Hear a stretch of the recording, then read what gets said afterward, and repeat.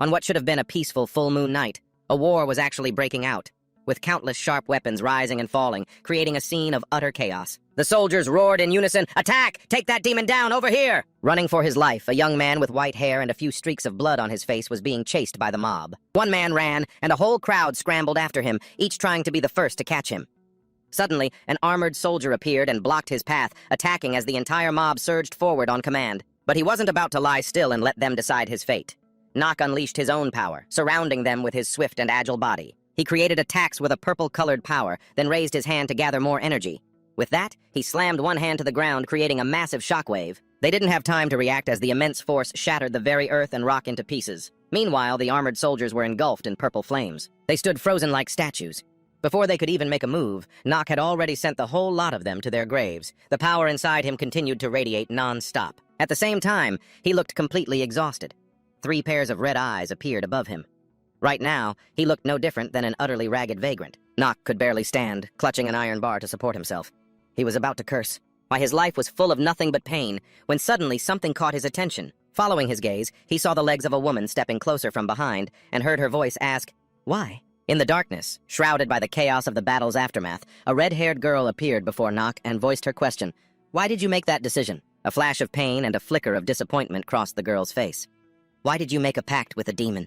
Why did you betray us, Nock von Reinhaber?" She called out his name, loud and clear, just like a teacher calling on a student for an oral exam. Hearing this, Nock clammed up, merely glancing at her before looking up with a dazed expression and lamenting. "Betrayal? If you're scared, go home. As for me, I don't give a damn about offending anyone." He laughed sinisterly, admitting it directly. "Yes, you should think that I betrayed you." After saying that, Nock added that he was the real victim who needed to be cleared. "However, I won't do that, because you all were the ones who betrayed me."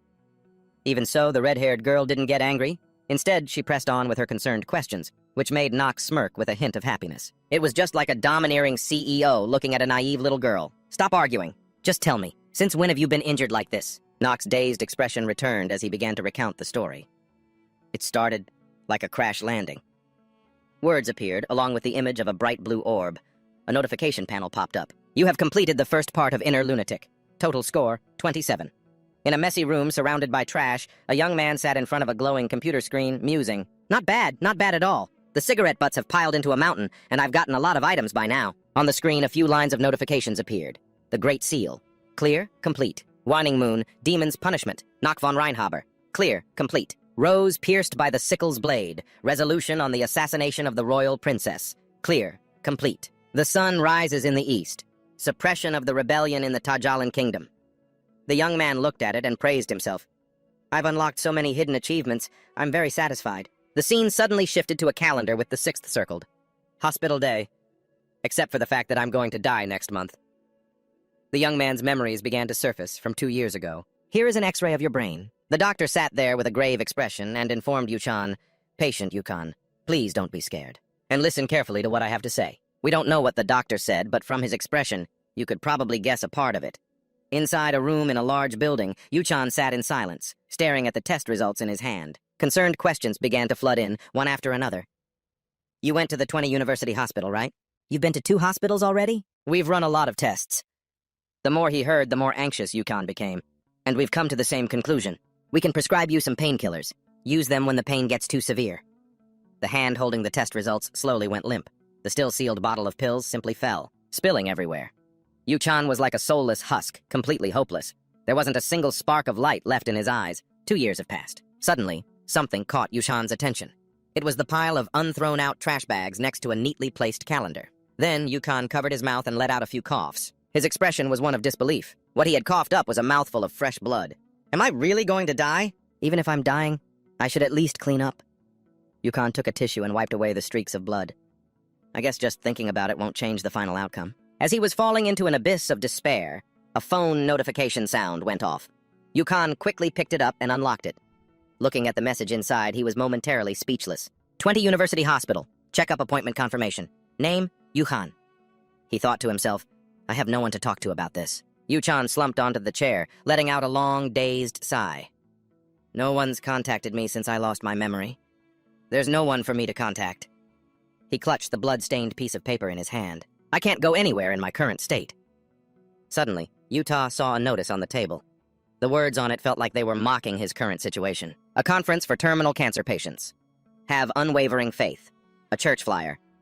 Do you want to become one of our hospice workers? Yu-chan immediately lost his composure, crumpling the paper in one hand. He frantically dug through the pile of discarded papers in despair. Tears fell from his eyes. Game over, Yu-chan cried, shedding tears of helplessness and anguish. He was sinking deep into an abyss when suddenly a light made him stop crying and look up, looking at the notification window that appeared out of nowhere.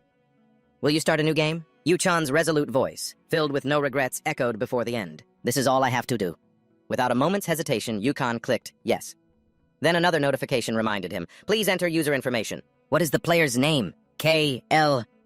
A tear rolled down with the sweat on Yu-chan's face, yet he still managed to smile, wondering to himself, this time, what kind of character traits should I become? The screen was still displayed, and Yu-chan decided to choose both options. Let's see. Mana-sensitive genius. Choose a character attribute. Sword and martial arts genius.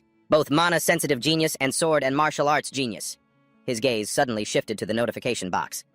If you select 2 or more genius attributes, you will be penalized. Please select 1 or fewer to avoid the penalty. Neutral attribute. Negative attribute. Terminal illness. Seeing that line, Yu-chan fell silent again.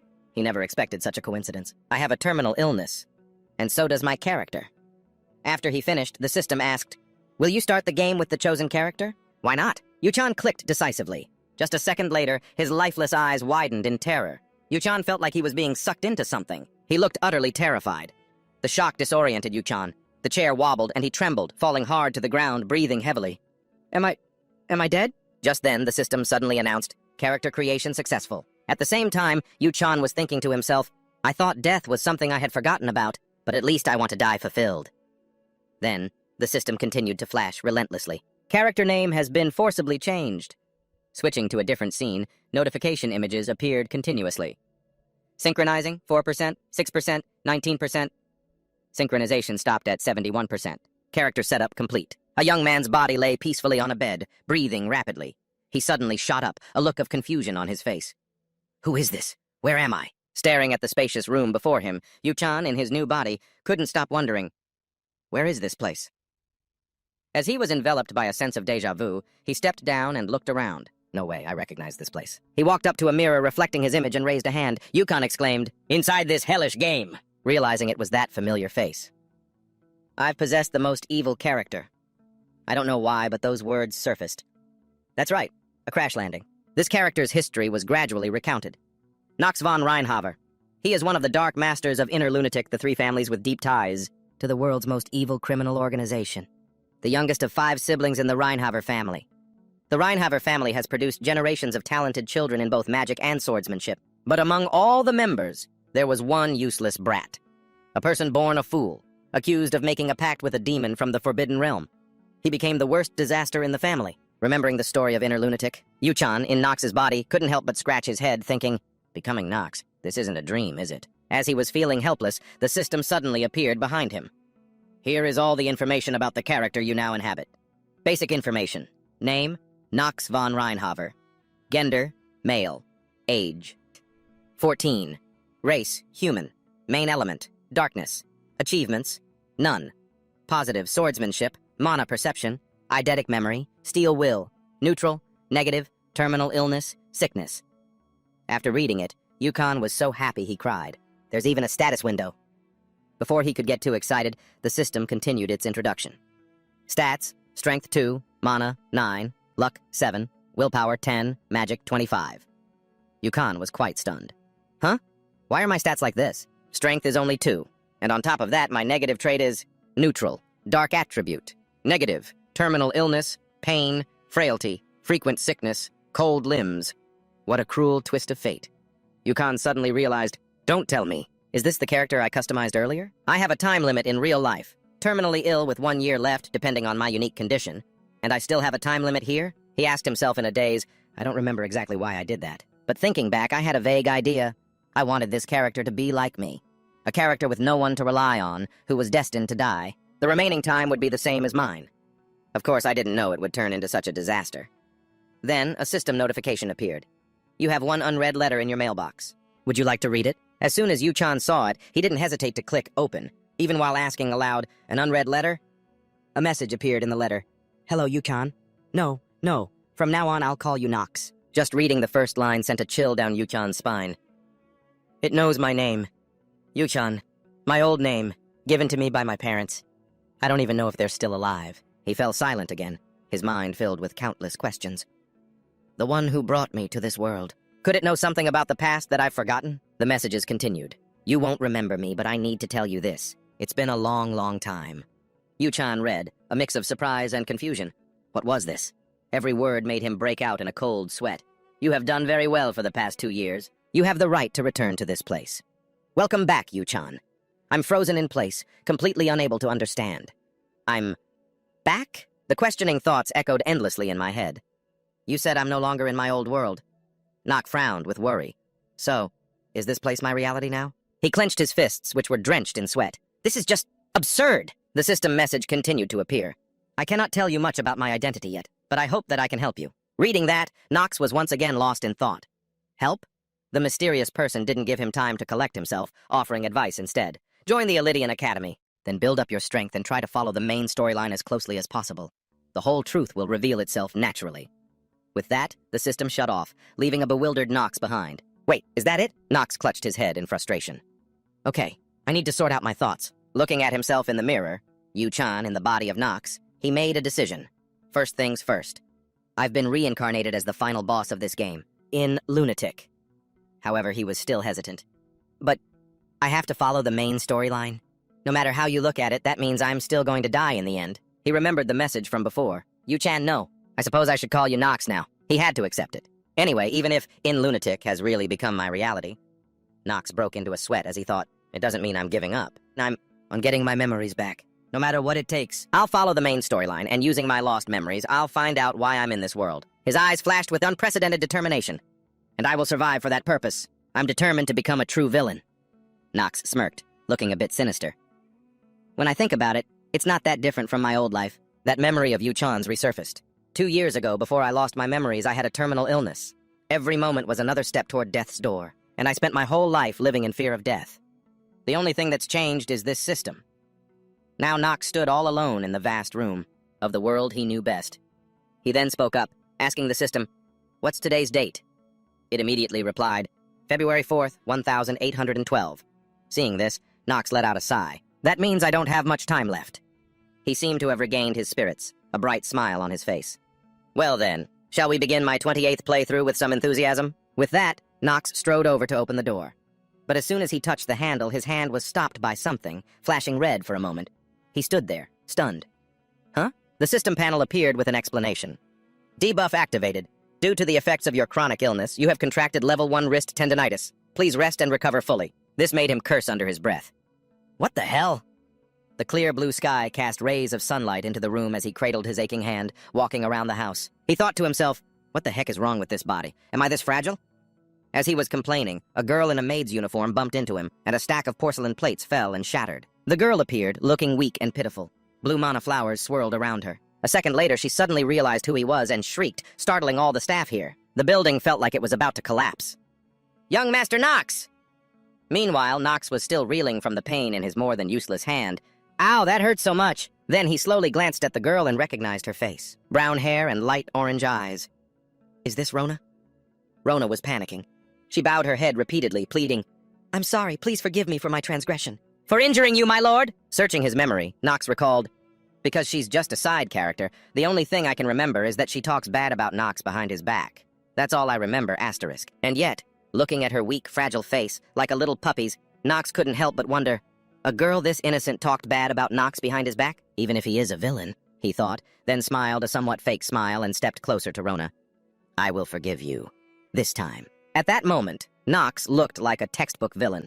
He uttered reassuring words, but his face was terrifying enough to scare the life out of someone. If you make another mistake... Before Nox could finish his warning, Rona was so scared she hurriedly accepted her fault. Yes, sir! It won't happen again, sir! The surrounding atmosphere made him suspicious. Why is it so quiet? He moved closer to the other 3 maids. They all looked terrified, their faces as if they'd just seen a ghost, not daring to utter a sound. Just then, Nox remembered. Ah, I forgot. I'm a complete madman. Real Nox, what kind of life did you live? As he was cursing himself internally, Rona spoke up, interrupting his thoughts. Anyway, young master, where are you going so early? Nox immediately looked at her and replied, The training room. The moment the words left his lips, everyone's jaws dropped, frozen solid. Before the statues could recover, Nox dropped another bombshell. Oh, and Rona, you're coming with me. These words made Rona feel like the world was about to end. Don't tell me. He's planning to beat me, isn't he? The sky was still clear, and the sun shone down on the magnificent castle. Nock was heading to the training grounds with Rona. She glanced at him apprehensively, but Nock didn't spare her a single thought. He just kept walking, lost in thought. First things first, I need to survive. Recalling the moment of his actual death, his resolve hardened. After experiencing death once, I'm certain now. Back then, his eyes were lifeless as tears streamed down his face. I don't want to die. Back in the present, Nock gazed outside, thinking, in order to survive, I need to adapt to this new situation as quickly as possible. Then Nock spoke his thoughts aloud. But that doesn't mean I can't change things. His cryptic words made Rona, who was walking beside him, completely confused. Ignoring her, Nock was once again lost in his thoughts. As someone who's played this game 27 times, I grasp most of this game's hidden aspects. Nock uttered 4 words. Status window. Inner Lunatic, with its plot centered on a showdown between angels and demons across the Empire, had a massive fanbase around the world. What made Inner Lunatic special was its character customization, allowing for a variety of playstyles. While low-ranking attributes like normal or talented could be assigned multiple times, in most cases, the genius attribute could only be assigned once. Using a genius attribute allowed you to reach the pinnacle much more quickly, and yet I possess 2 of them. This game has a concept called an attribute penalty for assigning an attribute beyond your personal limit. Genius of Mana Perception. Please select a genius attribute. Swordsmanship and Combat. A neutral attribute. A disadvantageous attribute. Incurable Disease. By exploiting the system, it's entirely possible to assign 2 genius attributes. Genius of Swordsmanship and Combat grants you sword skills, allowing a player to reach the peak of swordsmanship. On the other hand, Genius of Mana Perception heightens your sensitivity to magic, allowing for more efficient spellcasting. Thinking about it, Nock couldn't help but feel a triumphant sense of satisfaction. Those things have a lot of benefits. The main character has a skill called Mind's Eye, which allows you to see other players' status windows, and Master Actor, which lets you act with any expression in any situation. That seems very useful in my circumstances. Steel Will can be used during combat, allowing a player to maintain a steadfast spirit. It gives me a cold exterior. The only major problem is the Incurable Disease disadvantage, which is the worst. But Incurable Disease, Frailty Curse, Chronic Illness, Cold Limbs, Demonic Possession. His face was covered in sweat, but he still forced an awkward smile. I'm like a walking hospital, aren't I? For someone with cold limbs, unless they have a warming skill, setting foot in a cold region is practically impossible. And with chronic illness, I'll collapse at least once per chapter. He kept scratching his head and ruffling his hair. He looked no different from some lunatic who'd just escaped an asylum, causing Rona to constantly glance over at him. Well, I guess there's no other choice. Let's take this one step at a time. Before long, Nock was standing in front of the training hall. Rona, at his side, couldn't help but feel skeptical. We're right in front of the training hall. Does he really intend to go in? Suddenly, something shifted her skepticism to surprise. It was Nock's serious and determined expression. He stared intently ahead, while behind him, Rona was staring intently at his face. Without another moment's hesitation, Nock threw the door wide open and stepped inside. His thoughts raced. First, the Frailty Curse. The player is afflicted with this curse from birth. Their growth rate is halved, and their resistance to enemy debuffs is also halved. I have to get rid of the Frailty Curse first. The wooden sword was gradually raised, Nock's hand already slick with sweat. No matter how long I think about it, I can only come to one conclusion. It looks cool holding it, though, but he looked like a fish on a cutting board, fumbling with his hands and feet. Nock's face was pale as he gasped for breath. I'm so screwed. It was like the introduction of a novel, and just like that, the wooden sword fell from his hand with a spin. Nock collapsed, lying exhausted on the floor. Instead of kicking back, eating snacks, and watching Netflix, Nock was now frozen, facing a harsh reality. After careful consideration, this is the conclusion I've reached. Someone who can't even swing a sword 10 times. I didn't think the Frailty Curse would be this debilitating. The training hall itself was vast. Nock sat up and looked around, unable to help but be impressed. As expected, so many fine weapons. Another introduction began to unfold. It's because the foundation of the Wren Harper family originates from the sword. When it comes to the Wren Harper family, there's no shortage of praise for them. Their most famous title is probably the Noble Family of the Sword and Shadow. The reason they're called that is because of their technique of infusing dark mana into their blades to deal with their enemies. It's all thanks to the commander's sword known as the Tyrant's Blade of Darkness. It is passed down to the heads of the family, and that process has continued for generations. Thinking about that, Nock suddenly realized he was overthinking things. What does any of that have to do with me, aside from swordsmanship? There are plenty of other benefits to being part of a noble family. Then he just sat there casually, admiring the rare items and completely forgetting his mission to train. The most important thing is money. Money. Nobody doesn't love money, and Nock was no different. Even on his deathbed, he'd willingly sell his soul to capitalism. Money is the best. He imagined a scene of gold coins raining down from the sky. Nock's imagination ran wild. The Wren Harper family is one of the greatest noble houses in the story. Of course, they're incredibly rich. Nock just sat there, his eyes gazing at the blue sky. So rich that even their useless son has enough money to do nothing for his entire life. He then thought about the father of the body he was in. It's probably because Nock's father doesn't really care whether Nock spends his money wisely or not. Nock wasn't that type of character from the start anyway. The youngest son of a noble family. After thinking for a while, Nock slowly got up. Anyway, his character archetype is obvious. I'll definitely spend all the money I have. The moment he stood up, his legs began to shake uncontrollably. Nock felt completely helpless, remembering Rona, until Rona brings back the items I asked for. I can't even run. Rewind to a few minutes ago, when Rona was still here with Nock. She pushed a table with towels and water over. Rona respectfully said, "The wooden sword, towels, and warm water are here, young master." At that moment, she still couldn't believe a good-for-nothing like Nock was actually trying to do something. She wondered, is he really going to train? Suddenly, Nock's words made Rona freeze in her tracks. "There's no one else around, right? Come here." Rona completely lost it. Just one sentence conjured up several scenarios in her mind.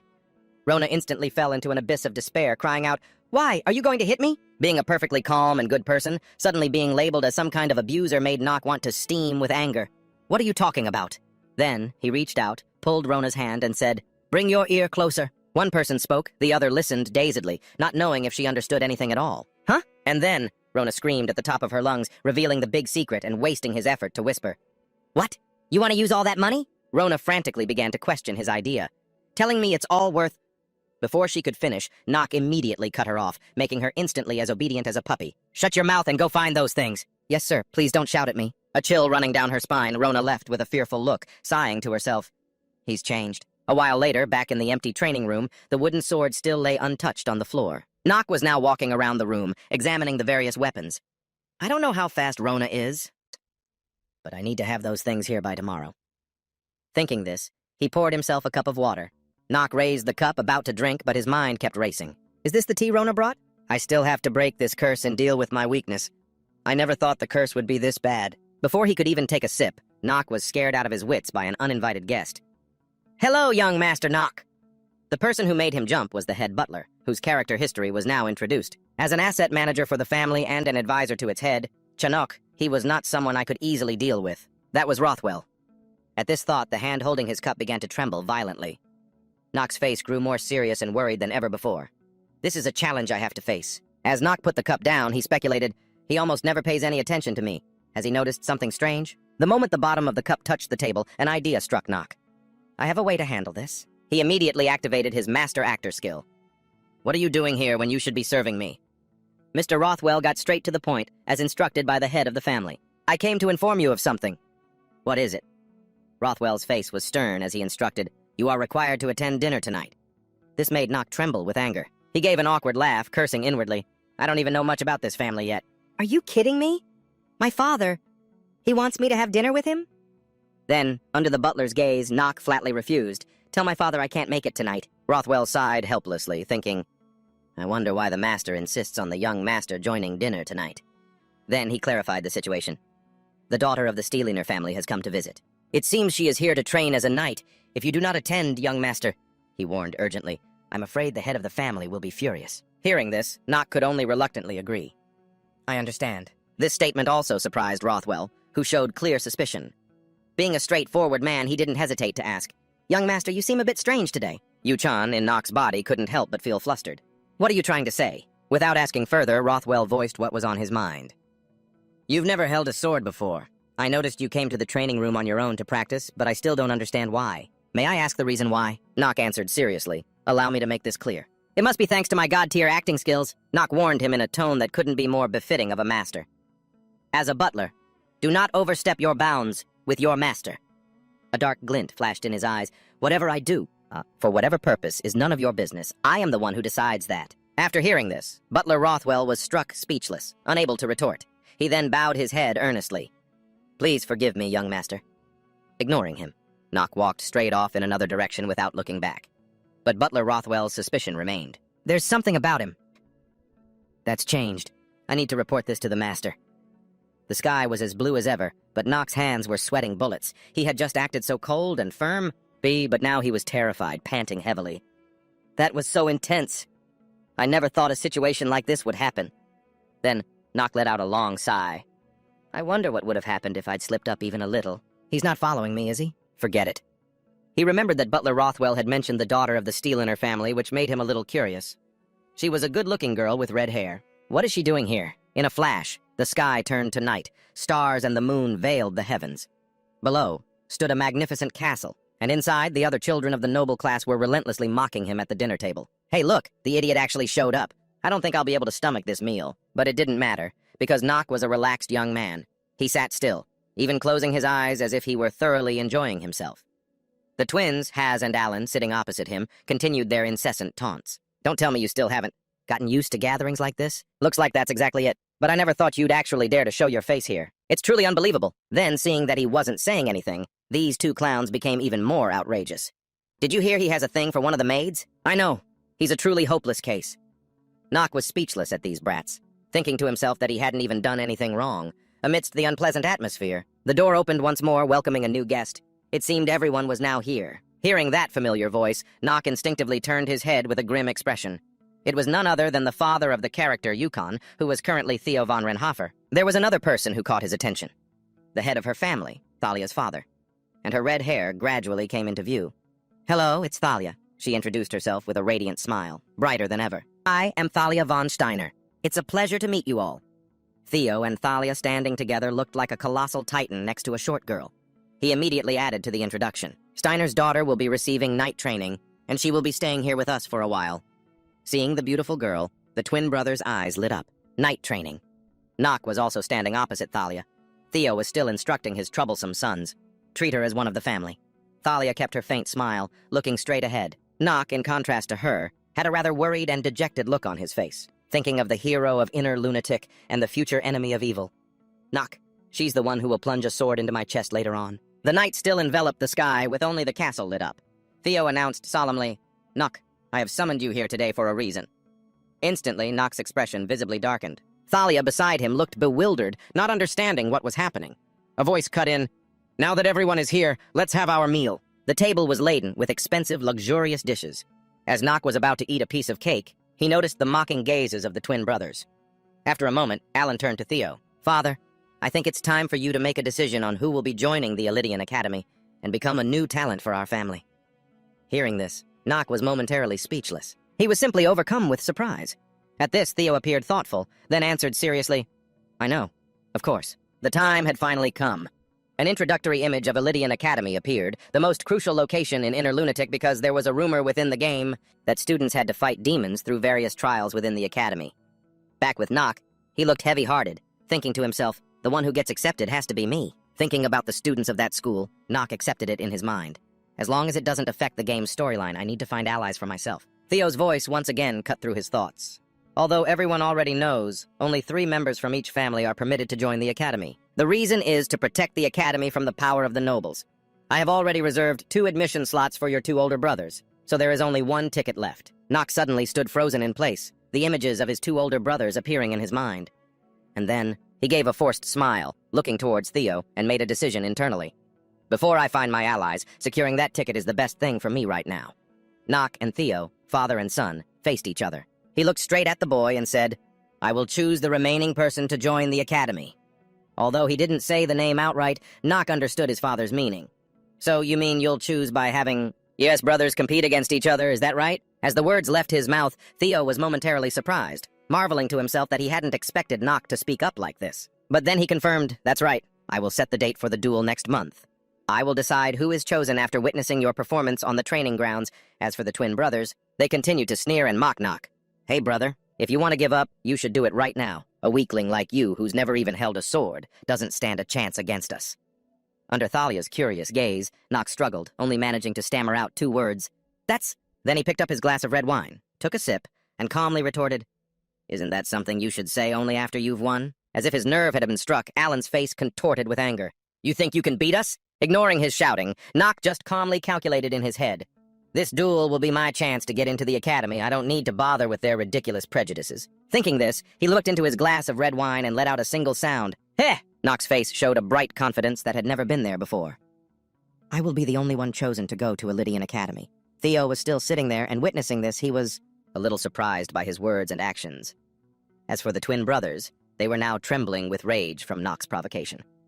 One other person was here, Thalia. She smiled audibly, amused. Well now, her eyes turned towards him in admiration. The youngest son of the von Renhaffers is quite confident, isn't he? Seeing this, Nock appeared calm and cool on the outside, but deep down, he was terrified, sweating bullets. Beneath the starry night sky, a helpless thought echoed in Nock's mind. I think I've caught the attention of someone I shouldn't have messed with. A moment later, through the frame of a window, a room was still lit. Inside, on a desk, lay a stack of papers containing some sort of information. Lord Theo and Butler Roshwell were discussing something. Lord Theo received the stack of papers and spoke. According to your report, it's clear that his behavior has changed abruptly. Butler Rossell acknowledged respectfully. Yes, that's correct. For a moment, Theo was lost in confusion. I can't believe he's changed until I see it with my own eyes. How did that kid manage to change his personality like that? But then he seemed to be overthinking it, imagining the form of a death god. Don't tell me he's been possessed by a demon. In any case, he felt quite curious. Then Theo spoke, ending the conversation. All right, that's all for today, Rotwell. In a flash, the next day arrived, sunlight filtering into the garden. Along with it came a reminding voice. Keep concentrating, Nock! In the vast 1,000-square-meter courtyard, the sound of constant bustling chatter could be heard.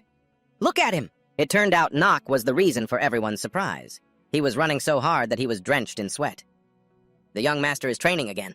The maids, who seemed to be seeing Nock so determined for the first time, couldn't stop whispering among themselves.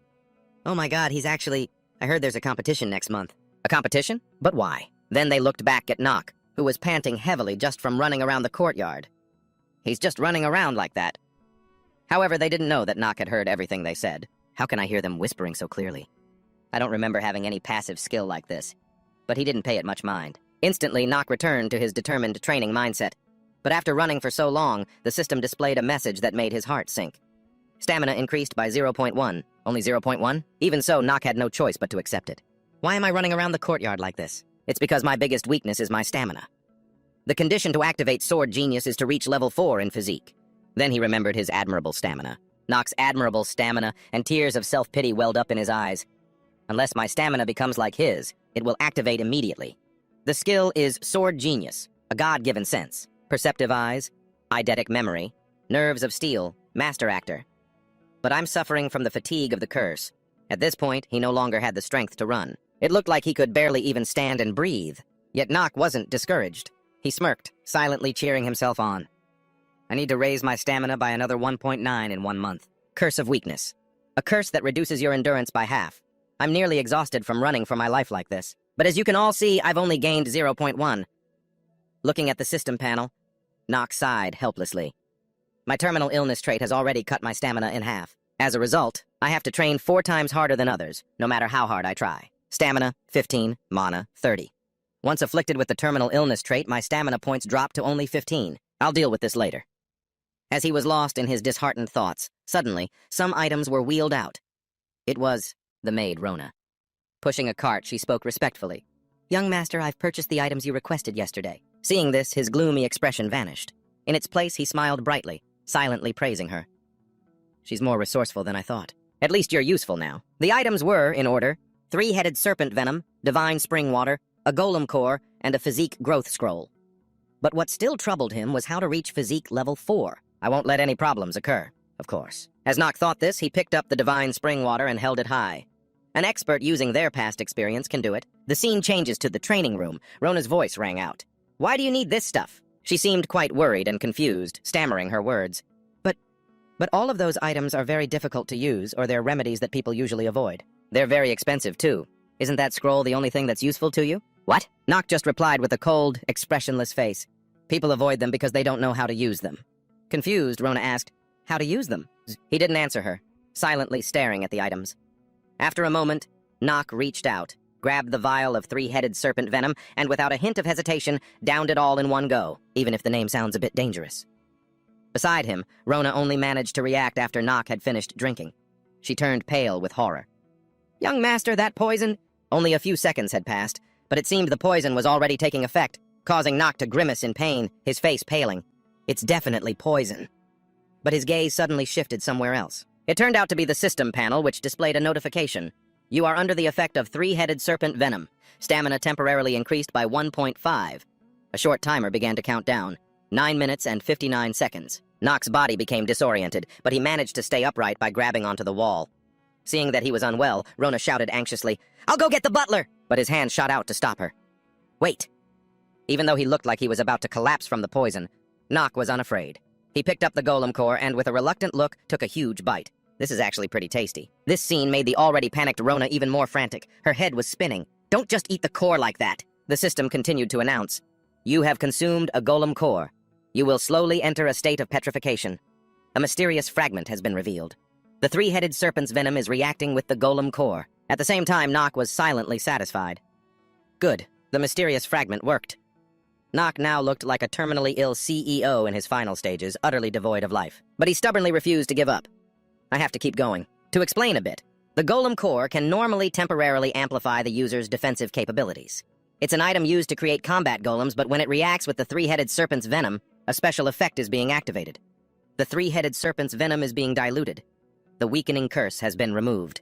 Remembering that, Nock immediately regained his spirits. That's right. The weakening curse has been lifted. As for Rona, she still had no idea what was happening. Thinking Nock was about to meet a tragic end, she was scared to tears. "Young master, you're going to die!" Rona kept asking if he was okay, but Nock paid no mind, lost in his own thoughts. There are still so many hidden things to discover.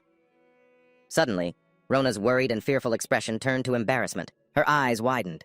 It turned out that Nock's disheveled appearance, drenched in sweat, combined with emotion that looked like he was unbuttoning his shirt, had momentarily thrilled Rona, causing her to scream, "Young master!" Nock's eyes were vacant, as if he hadn't heard Rona's loud cry. "Young master!" But Nock's hand reached out only to grab a bottle of Ascension Bone Water. Regardless of what Rona was misunderstanding, he poured it directly onto his handsome face. At the same time, the system announced, "You have used Ascension Bone Water. The petrification effect of the golem core has disappeared. The Ascension Bone Water is reacting with the golem core." After he was done, he smiled faintly to himself, marveling, "What a strange feeling." Then, a hidden fragment was activated. The user will temporarily be granted the Blessed Growth characteristic. Looking at the system panel, Nock couldn't help but rejoice. Just as planned. The panel displayed the content. Positive characteristic. Blessed Growth. Until the stamina stat reaches 5, the user's growth rate will be doubled. Then, among the remaining items, was a scroll. Nock quickly reached out to grab it. One last thing. He tore it in half. His face finally relaxed. You have used a rapid stamina growth scroll. Your stamina growth rate will be doubled. Afterwards, Nock stroked his chin thoughtfully. I've broken the curse. And since Blessed Growth is limiting the debuff from the terminal illness trait, and I've used the scroll, my growth rate will be double that of a normal person. At that thought, he felt a new surge of determination. Does that mean I'll be able to increase my stamina stat faster? While he was calculating, Rona suddenly, who had been overly worried this whole time, lunged at him. She burst into panicked sobs. Young master, are you okay? Rona was flustered now that she saw he was fine. You suddenly started taking off your clothes. I thought something was wrong with your head or something. Nock looked 30% helpless and 70% like an annoyed father. You fool. Get me a towel, quickly. Hearing him curse at her, Rona relaxed, though she was also a bit dazed. Even as he said it, Nock felt a little guilty. Now that the curse is lifted, maybe I should treat her a little better. He then forced a smile to reassure her. Of course, I'm fine. But Rona couldn't help but fret. Are you sure you're all right? Should I call the head butler? Shouldn't you be resting right now? Nock smiled gently and replied, It's fine. Rona asked again, Then what are you going to do? Nock looked at Rona with determination and uttered a single word, running. The sunlight of the blue sky shone down on the spacious garden. At this moment, Nock had resumed his training by jogging. But this time, Rona was also running behind him. Someone was observing the two of them running from a window. It appeared to be a girl. She clasped her hands and sighed in wonder. What's with him? It was Talia. She pouted and frowned, unable to understand Nock. How could someone as weak as him accept a duel with his two brothers? With her was her maid, Emma. Emma helplessly reminded Talia, My lady, you shouldn't stare at the young master of the Renhover family like that. The maid's voice was stern as she corrected her. It's impolite. However, Talia replied petulantly like a spoiled child who wanted to play. I don't wanna. Talia looked displeased as she spoke her mind. He's not even using a sword anymore. All he does is run. And even though the other knights of Renhover, 2 knights stood before Nock, but he paid them no mind. "Young master," Talia continued to complain, "Wolf offered to teach him, but he refused everything." The word dislike was written all over her face as she frowned and declared, "In 1 month, he'll be beaten to a pulp, and that will be the end of this." She said that, but then Thalia looked worried deep down. Am I really so sure that's how things will turn out? So why do I even care? I can't stand this. Emma was still there. Seeing her lady's unusual behavior, she called out in alarm, "My lady!" Before the maid could advise her, Thalia shot up and strode forward, not forgetting to instruct Emma, "I'll be right back." Back to the Renhover estate. To the Renhover. The sun was still shining brightly. In the garden, the shadow of a young lady appeared, and it was undoubtedly our rebellious Thalia. She stood before Nock. Behind him, Rona was completely out of breath from running for so long. Then, with a radiant and friendly smile, the girl introduced herself. "I'm Thalia." Nock didn't say a word, completely speechless, but inside his mind was reeling in panic. "Why is she here looking for me?" Then Nock slowly stood up. "What do you want? I think I've heard your name before." Seeing his action and hearing his words, Thalia was in disbelief. "What? What's with that cold attitude?" She then indulged in her own vanity, imagining things and getting shy about it. He must be too stunned by my beauty. In reality, Nock was like a deer in the headlights. He had no idea what Thalia was thinking. She, meanwhile, was still lost in her delusion. That must be it. That's for sure. With that thought, Talia's cheeks flushed red as she gathered all her courage to blurt out her question. "I want to ask you, are you really sure you can beat your 2 brothers? Is that why you agreed?" Hearing this, Nox once again didn't answer, just standing there, frozen like a statue. Ignoring him, Thalia continued to talk to herself, pacing around. "Do you really think you have a chance?" Rona, standing to the side, heard her voice the same thoughts she had and silently cheered in agreement. However, Thalia seemed to be quite the narcissist. She confidently puffed out her chest and made him an offer. "A special one, just for you. If you ask, I will gladly help you." And yet, Nox bluntly threw cold water on her offer. He decisively turned his back and walked away. "No, I refuse. I'm not interested, so could you please leave?" Feeling as if she'd been looked down on, Thalia was momentarily provoked and shouted, "How dare you! Is this how you behave when I offer to help?" Rona beside them was just as horrified. Her face turned pale with fear as she forced a stiff smile. "Young master, girls don't like it when you talk like that." But Talia's pride was also incredibly high. She wouldn't let him just get away with it. Thalia spun around and stormed off, not forgetting to bump into him. "Fine then, do it your way." What a dense and insensitive guy. Even though Nox had made the girl tremble with anger, he had no idea why. "What?" Rona, beside him, felt 30% helpless and 70% like a parent whose child understands nothing. At that moment, Nox finally frowned, a little worried. This is getting complicated. After that, Nox used Insight on Thalia. The system immediately displayed a notification. Name, Thalia von Steyler. Gender, female. Age, 14. Species, human. Main element, fire. Achievements. Stats, stamina, 6. Mana, 3. Luck, 5. Willpower, 7. Positive traits, gallant, knight admirer, straightforward. Talents, swordsmanship and close combat. Negative, inferiority complex, unstable state. Superiority complex. After reading it, Nox had to accept it, even if he didn't want to.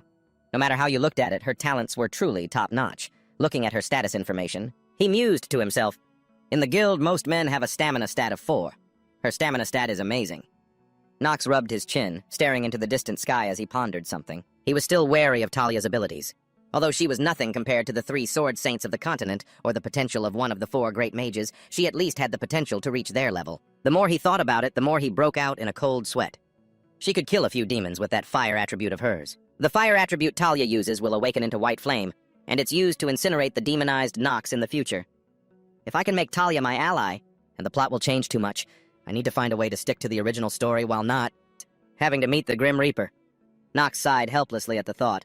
From the very beginning, was it even possible to have a good relationship with the person who will kill me in the future? Time flew by. 1 month later, in a castle brightly lit by the glaring sun, Thalia was striding inside, her eyes looking off in another direction. Her expression looked a little tired and sorrowful.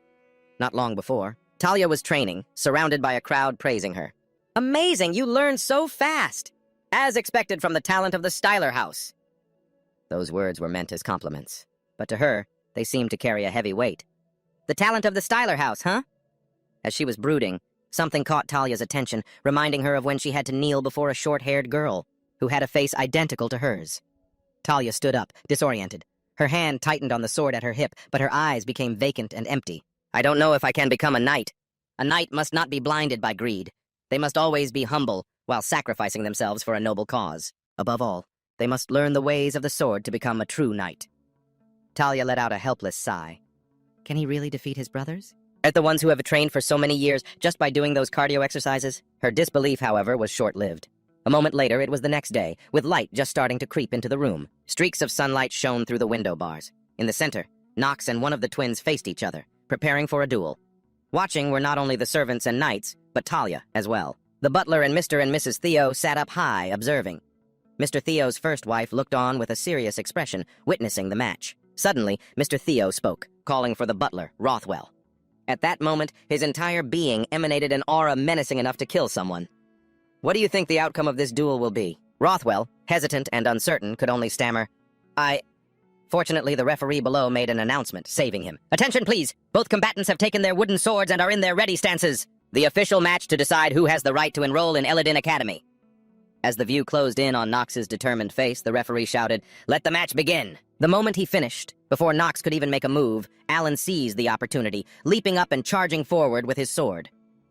The scene then shifted back up to Mr. Theo. He still hadn't let the butler, Rothwell, off the hook, and questioned him again. What do you think now? This time, the butler answered without hesitation. Based on everything we've seen so far, young Master Alan should be the victor. After hearing this, Theo agreed. Yes, I think so too. Only Mrs. Theo beside him had a slightly uneasy and serious expression.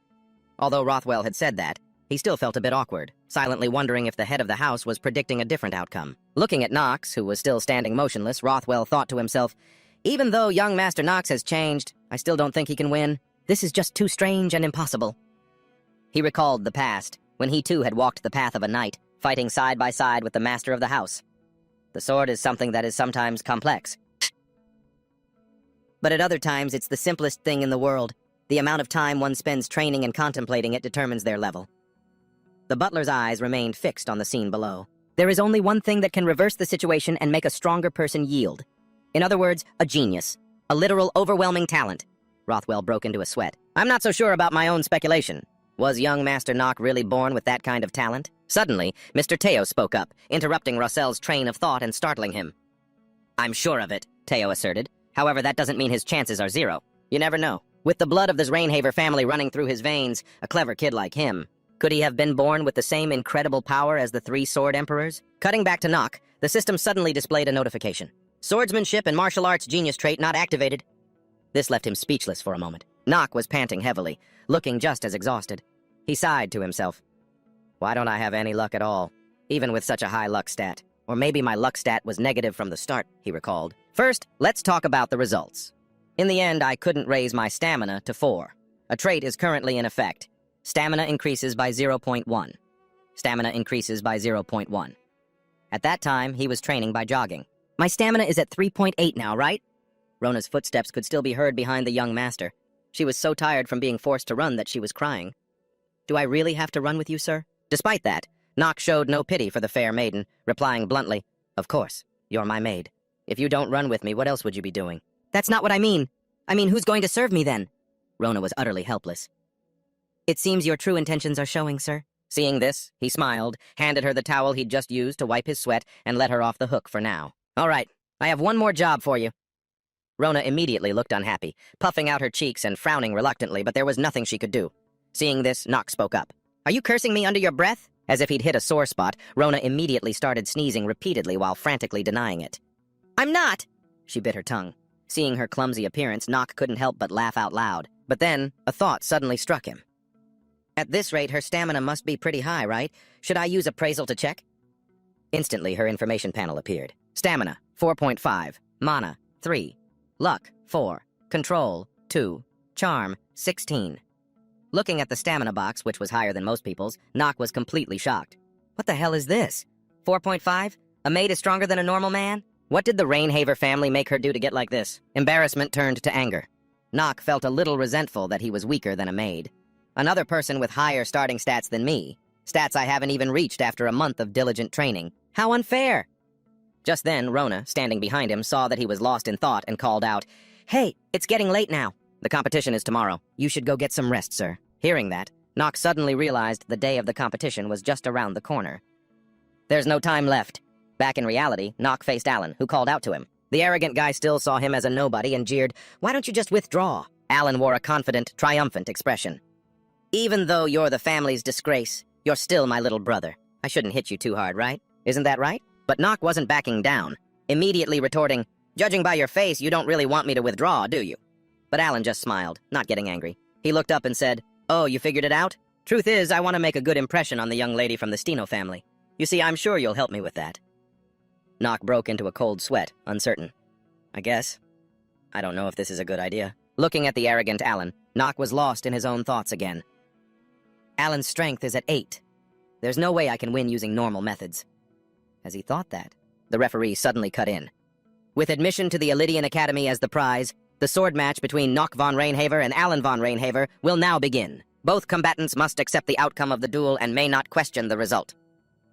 As the match was about to erupt, Nock still didn't believe in himself. He was extremely anxious. "I'm so worried. If I lose here, everything will be over. From regaining my memories to finding the person who sent me that letter. And even though I got a 1-year extension, my life will still come to an end." With that thought, Nock gripped the sword in his hand firmly. At the same time, the referee asked, "Is everyone ready? Then, begin!" With a loud shout, the arrogant Alan charged towards Nock, intending to win with a single blow. The sword swung down, but Nock swiftly dodged it. His feet were kicked out from under him with great force. Nock was put on the defensive, unable to do anything for a moment. He braced himself against the powerful force and was pushed back a long way.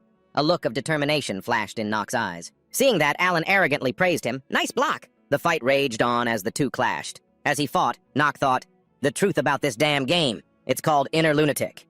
He was struggling.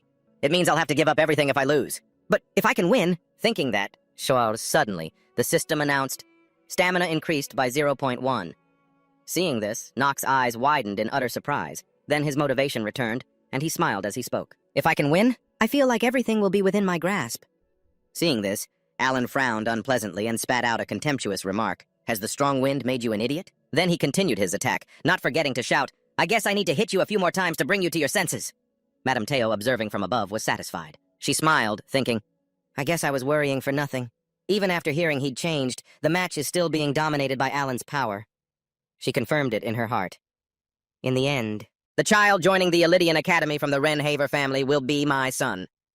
Suddenly, 3 pitiful cries rang out, catching her attention. It was Mr. Teo, resting his chin on his hand in boredom. Just then, Mrs. Teo suddenly smiled knowingly. "This family will be the same one day." Over here, Mr. Teo was very disappointed. "I was looking forward to today because I heard he'd changed. In the end, is this all he can do?" Butler Rochwell immediately chimed in. "Master, should I stop the match?" Looking at the back of the boy, who was panting heavily, he said, "If we let the competition continue, young Master Nock will need a lot of time to recover." Then he observed Alan, who was like a tireless monster, and Rochwell thought to himself, "Alan and Haz, they're talented, but not to the level of an unpolished gem. Compared to Garen, the eldest son, their skills are still lacking. The law of the Black Sword's power brought him everything, and made his enemies submit. It's an overwhelming power." Nock was still panting wearily. Seeing this, Mr. Teo sighed helplessly. Who did he even learn from? After that, Teo couldn't be bothered to watch anymore and was about to get up and leave. This competition is over. Just as he finished speaking, down below, Nock suddenly burst forth with swift sword strikes. The system continuously announced, "Stamina increased by 0.1. The genius of swordsmanship and martial arts attribute has been activated." Nock smiled dangerously. "This time, it's my turn to be the main character." On the platform, Alan still didn't understand why he was laughing scornfully. "Are you crazy, Nock?" At the same time, the time reversal skill was activated. Mr. Teo's gaze, which was about to leave, suddenly turned to one of utter surprise. Nock stood still as the gears of time turned. Everyone was affected by it. Mr. Teo, who was about to leave, hadn't even managed to stand up yet. I've heard that phrase somewhere before. Alan, preparing to attack, was suddenly frozen solid, unable to move. Nock smiled, satisfied, regaining his usual confidence. Geniuses and commoners live their lives in different moments. This is time reversal. Everything seems to move slower. A skill that makes the perception of time slow down. Many times slower for the opponent. It's completely different from just moving faster myself, though it's quite difficult to use this skill to its full potential. As long as the genius of swordsmanship and martial arts attribute is active, Alan's sword will never be swung. Everything is decided. Nock seized this opportunity. With one hand, he sent his sword flying and regained the upper hand. Alan, having just escaped the time reversal, was momentarily surprised and a bit wary of him. Nock, now determined and confident, declared, "I will be the victor." Alan's sword fell to the arena floor, clanging continuously. His hand was also trembling from the impact. This made Alan furious, and he glared at Nock with daggers in his eyes. Meanwhile, Nock's hand was still gripping his sword tightly, preparing to swing it down. His face showed clear confidence. "This is going to be fun." Alan, a little intimidated, stammered, What are you?" He didn't answer, just dodged and thought to himself, "Even so, I shouldn't let my guard down." Then he thought about the time reversal. "The skill only has a duration of 5 minutes. I have to end this within that time." Nock spoke seriously. "I was going easy on you. Until now." He kept boasting to push Alan into a defensive position. "But now I'm no longer interested enough in you to do that anymore, brother." And then Nock concluded with a triumphant smile on his lips, "Let's end this quickly. Both of you, please come up here at the same time." The moment he finished speaking, both Alan and Haz were completely floored. "What?" Without paying his two brothers any mind, Nock turned to Mr. Tio to ask for permission. "Father, please grant me the right to fight." Both of my brothers at the same time. Witnessing this scene, Teo was instantly wide-eyed and jaw-dropped. He never imagined his son had this kind of ability. Butler Rochwell was equally worried, glancing at Mr. Teo. Even Thalia, who had spoken so harshly the day before, was now panicked and tried to dissuade him. "What the hell are you trying to do now?" However, Mr. Teo was the complete opposite.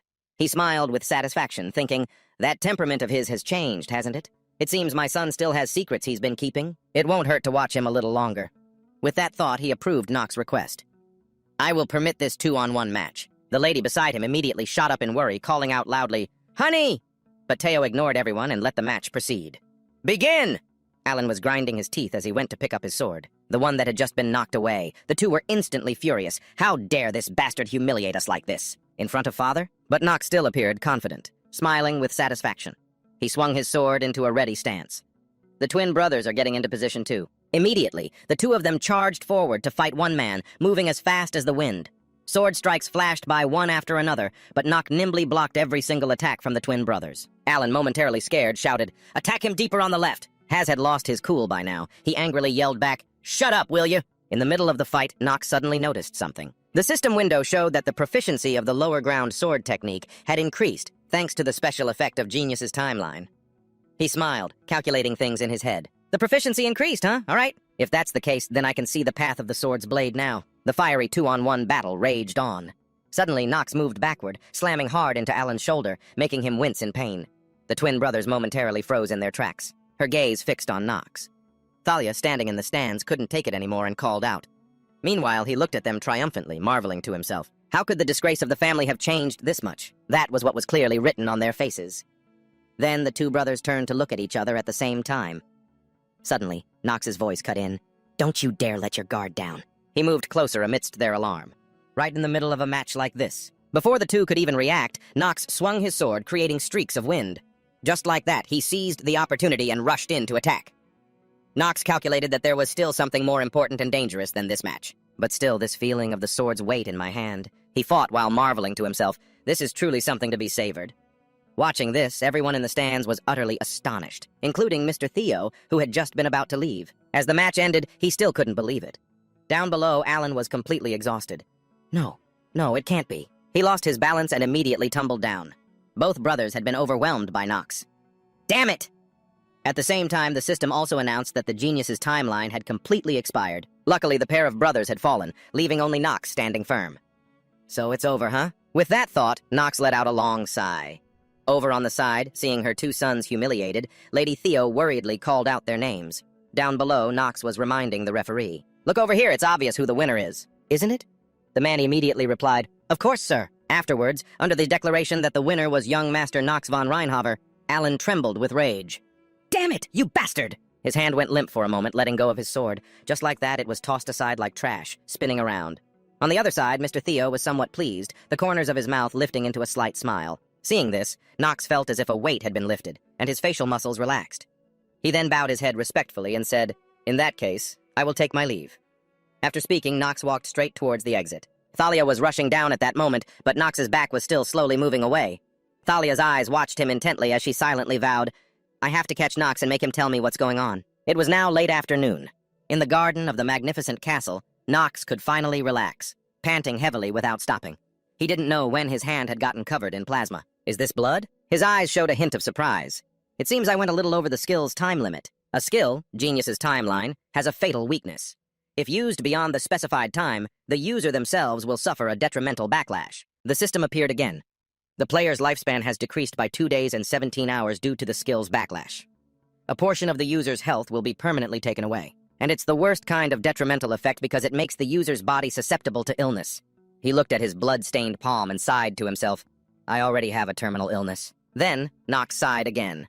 Luckily, this backlash didn't happen in front of anyone. If someone had seen it, my Academy nomination would have been toast. Speak of the devil! A voice calling out to him rang out, catching Nox's attention. It was none other than Thalia, who had followed him. She asked worriedly, "Are you hurt?" Thalia's brows furrowed, clearly showing her concern. "Were you injured in the last match?" It seems Nox was in for more trouble. He broke into a cold sweat, cursing internally. Damn it! Looking at Thalia standing before him, Nox couldn't help but panic. Damn, she found out! And why did it have to be Thalia? I can't let her find out about these secrets. Then he spoke in a serious tone. But before he could finish, Thalia cut him off. You were able to defeat your brothers with that battered body. Nox's face immediately froze.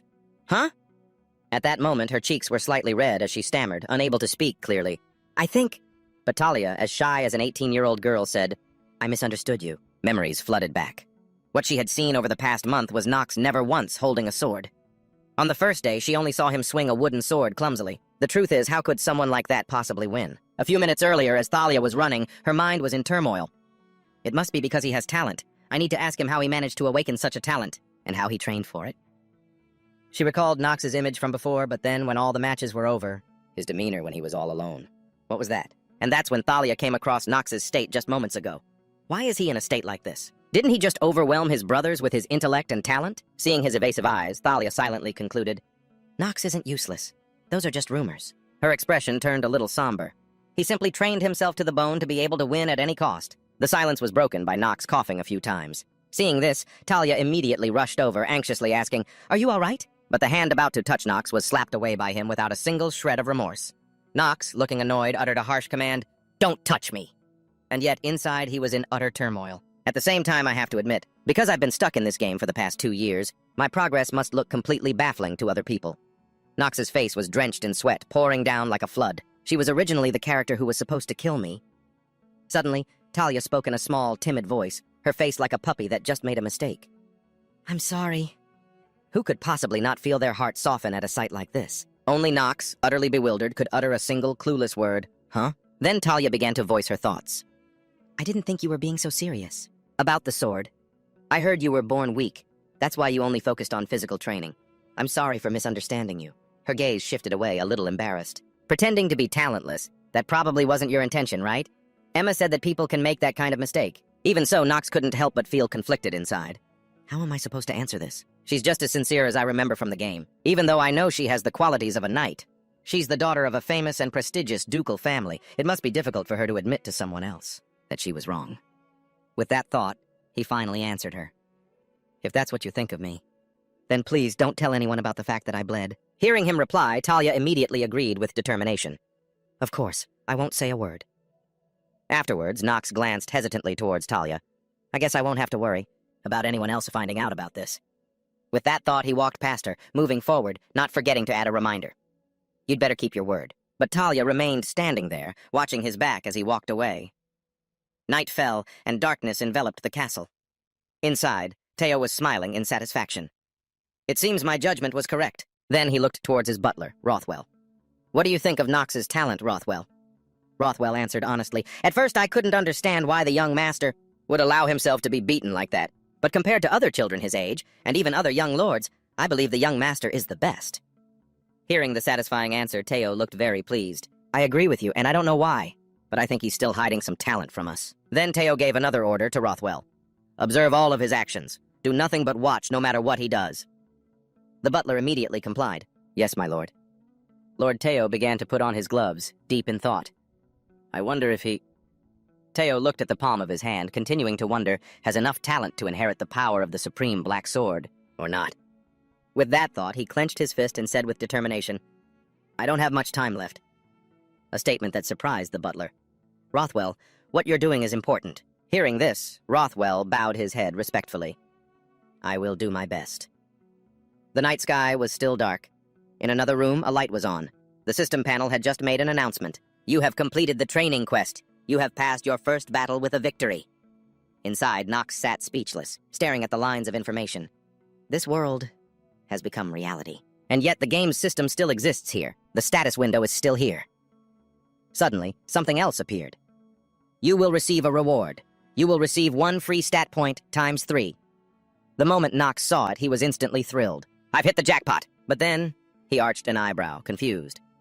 It took me a whole month just to raise my stamina by 2 points. You should have given this to me sooner, but the stat I really need to add to. With that thought, Nox immediately performed an action. The status window. His hand pressed the system panel. Not stamina, but luck. Luck. 10. Seeing this, he smiled in satisfaction. The reason for that is because it's not a stat you can raise through hard work. It's also because luck is the most valuable stat in Inner Lunatic. Nox's gaze then shifted to one side. Let's see what it's worth. The system announced, welfare benefit. 27 wide area scans have been granted. You have received 1 random gotcha ticket. You have received 1 skill confirmation ticket. Seeing this, Nox let out a sigh of relief. So the welfare system is still here. That's good. Then he gave a command. Let's do the gotcha. As soon as he said the words, a giant gotcha machine with a rather gloomy color scheme appeared in front of him. Nox could only stare at the thing, feeling helpless. It's so damn creepy seeing this in person. But he reached out and turned the knob anyway. As he did, Nox thought to himself, let's see. With maxed out luck, I think the probability of getting intermediate grade or higher is 95%. I think so. The eerie machine began to shake violently. Beginner and lower is white, intermediate is silver, advanced is gold, and the highest grade is rainbow. Nox watched, praying anxiously. Please, please let it be gold or higher. Just then the machine spat something out. A powerful golden light burst forth. Nox waited calmly, but he was thrilled that what he got was advanced grade. It's gold. Open it. The system also displayed a notification. Confirming grade. Congratulations, you have received an advanced trait. Nox was overjoyed, yet also a bit stunned, finding it hard to believe. Then, the system displayed the skill's information. Name, Supreme Tower. Grade, advanced. Trait, incompatible. Effect 1, reduces the combined stats of others by 20%, when your total stats are lower than theirs. After reading that, Nox got as excited as a child seeing delicious candy. This is a high-grade item. Unbelievable. And to think a skill for bulking up actually appeared. He glanced to the side. But I still have another reward, don't I? The question was posed to him. Do you wish to use the one-time skill confirmation ticket? Faced with the question, Nox couldn't stop thinking about what kind of skill he would get. It's all been decided already. One of the hidden pieces that can only be obtained through a member of the Renharder family. I still have that skill. Thea will be gathering all the brothers at the stables soon. This will be the time to use it, Nox thought to himself. Isn't it almost time for him to return to the Renharder stables? Whatever. Some time has passed since the graduation ceremony at Elden Academy ended. Ryan von Renharder, the second son of the Renharder family. To train to become a knight, he must be in the middle of some grand journey. Nox put his hands behind his head. I have to find the hidden piece and deal with Ryan. I have no time to rest at all. The only saving grace, he mused, is that I probably don't have to worry about Talia anymore, right? Thinking of Talia, she's not the type to break a promise.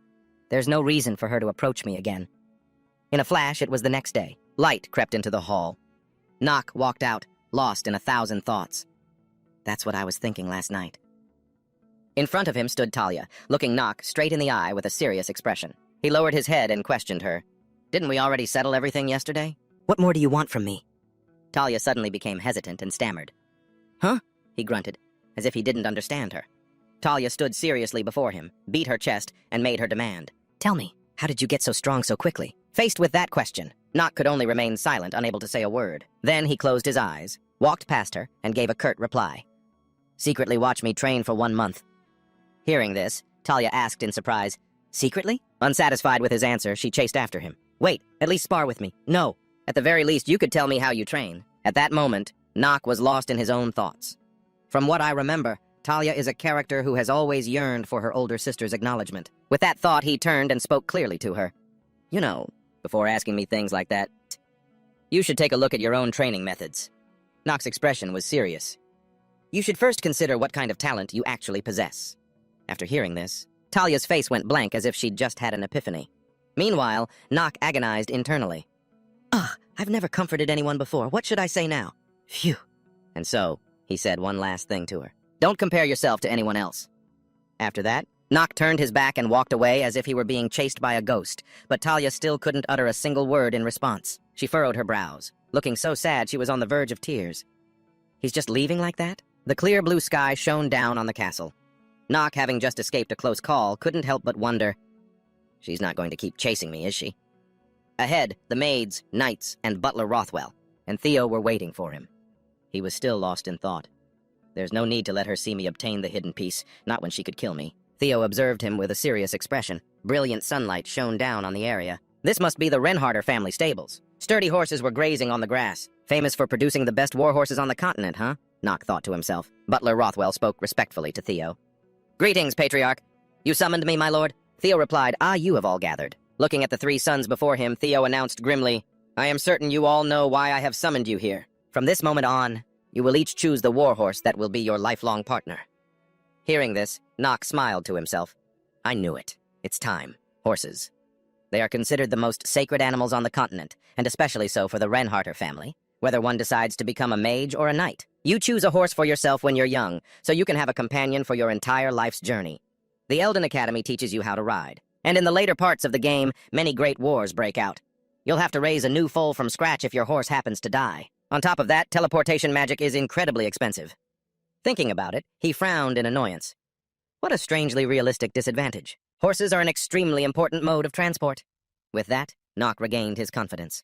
That's why I have to choose the best warhorse for myself. While he was lost in thought, Theo suddenly spoke up, interrupting. Well then, the winner of the last match. Nock von Reiharper, you may choose first. As Nock was given this special treatment, the twin brothers, Alan and Haz, looked none too pleased. I will only give you one chance, Theo said. As for Nock, he just smiled and observed the horses. Step by step, he walked inside. Theo smiled gently, a rare sight, and wondered to himself, I wonder which horse my youngest son will choose. Nock stepped inside. Before him was a ranch hand bowing respectfully, but the horses also looked at him with curiosity. Seeing them, Nock thought to himself, they're all quite cute, aren't they? Good horses. But the one I'm looking for... Just as he finished that thought, his attention was suddenly drawn to a particular one. It was the horse whose shape and color were different from the rest. This is it. Nock walked step by step towards the gray-skinned horse that looked like it was on the verge of death. He smiled brightly at Theo and declared, I'll choose this one. For a moment, both twin brothers looked surprised. Theo, who had been smiling just moments before, now wore a grim expression. He then spread his arms and said to him, I'll give you another chance. Nock didn't understand and just stood there bewildered, thinking, another chance? He glanced over at the horse he'd chosen, which was trembling uncontrollably, a clear sign of how terrible a decision they thought he had made. But his gaze remained firm. However, Nock then used clairvoyance. Loading target's status window. Basic information. Name, unselected. Gender, male. Class, high. Age, 0. Species, obsidian horse. Attribute, darkness. Its level is high, and depending on its growth, it can go up by more than one level. This means this horse can reach at least the highest level. Seeing this, Nock couldn't help but smile. On top of that, it's an obsidian type, an incredibly rare attribute in nature, and its name is based on the native gemstone. This is a rare horse. But then, he glanced hesitantly toward the displeased Theo. If the clan leader knew about this, he would have chosen this one long ago. Then, despite everything, Nock's triumphant expression returned. Truthfully, no one else was remotely interested because of its bad traits. Continuing with the negative information panel, determined death. Effect, determined death is active. Time remaining, 2 days, 16 hours, and 12 minutes. In a way, Nock gave a helpless, wry smile. This is even more troublesome than a terminal illness. A moment later, he spoke with determination. I won't change my mind, I'll choose this horse. Nock fell silent again, sinking back into his thoughts. But with my knowledge, I can save it. Seeing how insistent he was, Theo couldn't understand.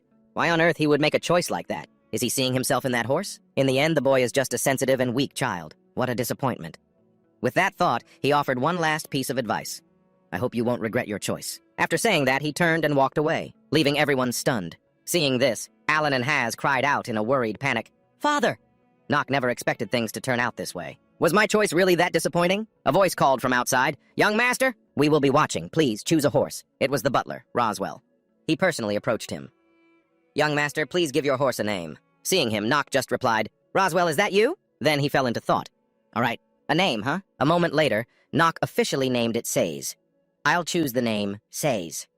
He thought to himself, the name I once used to clear the game inner lunatic. It's a very meaningful name to me. The sun had set, and dusk was gradually falling. Inside a brightly lit room, the short-lived horse Nock had chosen was lying on a soft bed, no less. It was even covered with a blanket like a king. At this moment, Nock was still thinking anxiously. First, I can't let anyone know what I'm doing, so I brought it into my room. Now then. Nock suddenly fell silent, looking at it intently. The horse also stared back at him with its two round, glossy black eyes. Looking into its eyes, he mused. Its eyes are so full of life. He smiled, satisfied. Just like me, fighting for my own life. I guess you're the same. Struggling to extend your own life, even for just a little while. Then Nock looked in a certain direction and called out, Rona, I know you're there, if you don't answer me this instant. Caught red-handed, Rona tripped and fell to the floor. I'm here! I'm here! She scratched her head blankly. How did you know I was there, sir? Nock just crossed his arms and replied, I saw you with my own two eyes. Why do you manage to fall every single time? Then he pointed at the gray horse lying there. Take care of it for me. Seeing this, Rona couldn't help but exclaim, A horse? On a bed? She pouted, looking displeased. You mean I'm the one who has to clean all this up? Despite that, Nock just smiled gently.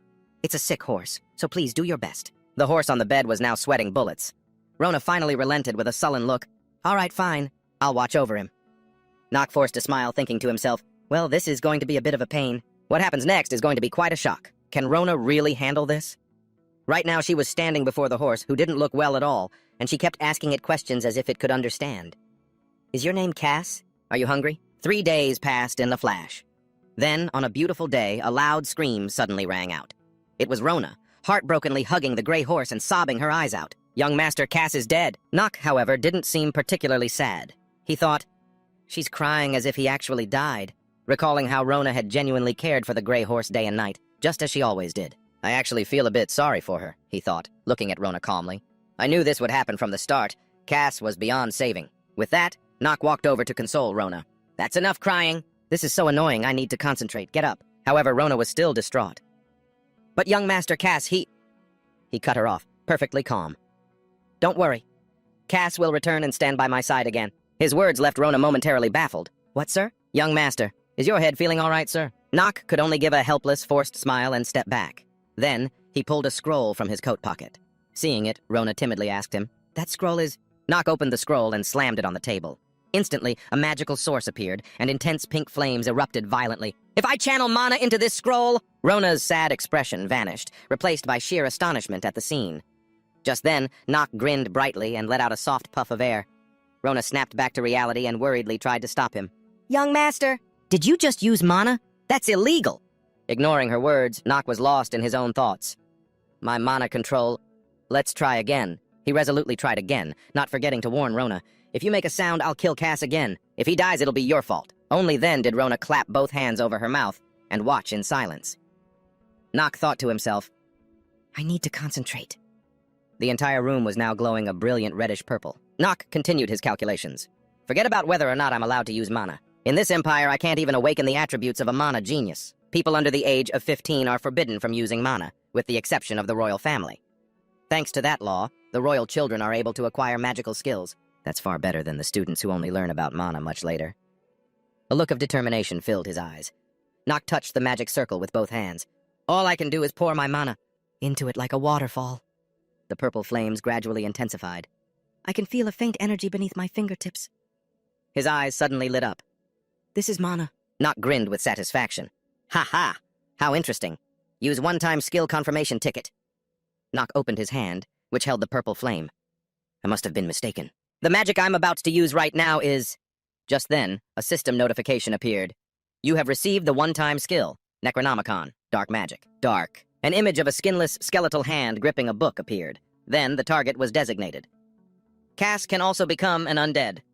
Nock faced the gray horse. A system query appeared along with it. Do you wish to use the magic? The undead in Inner Lunatic have two main characteristics. First, they are creatures brought back from death via dark magic and dark mana. Second, just because they are brought back from the dead doesn't mean they lack a sense of self. Rather, they are reborn as a more powerful existence. Most importantly, Nock thought with determination, they will show unconditional loyalty to their master. The problem is there is only one family capable of turning corpses into undead. That is the notorious Dark family, the Markbad. The Rainhaver family is also known as a dark family, but unlike the knightly Rainhavers, the Markbad are a family of dark mages who can control the undead. Players who have no connection to the Markbad family cannot use their skills, but that's not right. He smiled slyly. The one-time skill option I chose was the Necronomicon. As he thought that, suddenly from the magic circle, a pair of pitch-black hands shot up, startling Nock. More and more strange black things began to envelop Cass and Nock, surrounding Cass in countless numbers as if wanting to swallow him whole. Just then, Nock suddenly coughed up blood. Seeing this, Rona panicked and cried out, "Young master!" Though he was at his limit, he still tried to reassure her. Shh, just a little more. The moment he finished speaking, Nock's face went blank. He had pushed himself too far and coughed up a mouthful of fresh blood. Powerless, he slammed his hand down on the magic circle. "My mana, it's completely drained. Damn it!" But then his eyes suddenly lit up as if he'd found a glimmer of hope. It turned out the mana had been slowly gathering inside. Cass reared up, its mouth wide open. Then a system notification appeared. Skill successfully activated. Nock stared at the scene in utter amazement. Under the stream of purple mana, the player's pet was reborn as an undead spirit. Its previously black eyes were gone, replaced by a blinding white. Seeing this, Nock finally reacted, joyfully exclaiming, "It worked!" Meanwhile, Rona was so worried she was on the verge of tears. "Young master!" But thankfully, Nock was unharmed. He pushed himself up with his hands, slowly getting to his feet, and as soon as he stood up, Nock wiped the blood from his mouth. Then, the newly revived Cass, looking much more badass, approached him as an information panel slowly materialized. Positive attributes. Steel stamina. Extraordinary warhorse. Courageous. Neutral. Unwavering devotion. Basic information. Name, Cass. Gender, male. Rank, high. Age, unknown. Species, Blackstone, undead, steed. Primary element, dark. Trait removal. The fated death characteristic will be removed. For a limited period of 1 year, the pet's growth rate will increase by 1.5 times. As an undead, it can be summoned and dismissed at will, depending on the player's mana. Nock gently stroked Cass's head and declared, "From now on, I am your master." He was just thinking about something when, suddenly, something made both Nock and Cass jump in surprise. It was Rona, who, overjoyed, ran and threw her arms around both of them. Nock, nearly suffocated by the hug, managed to gasp, "Rona, what do you think you're doing?" She was crying her eyes out, tears of happiness.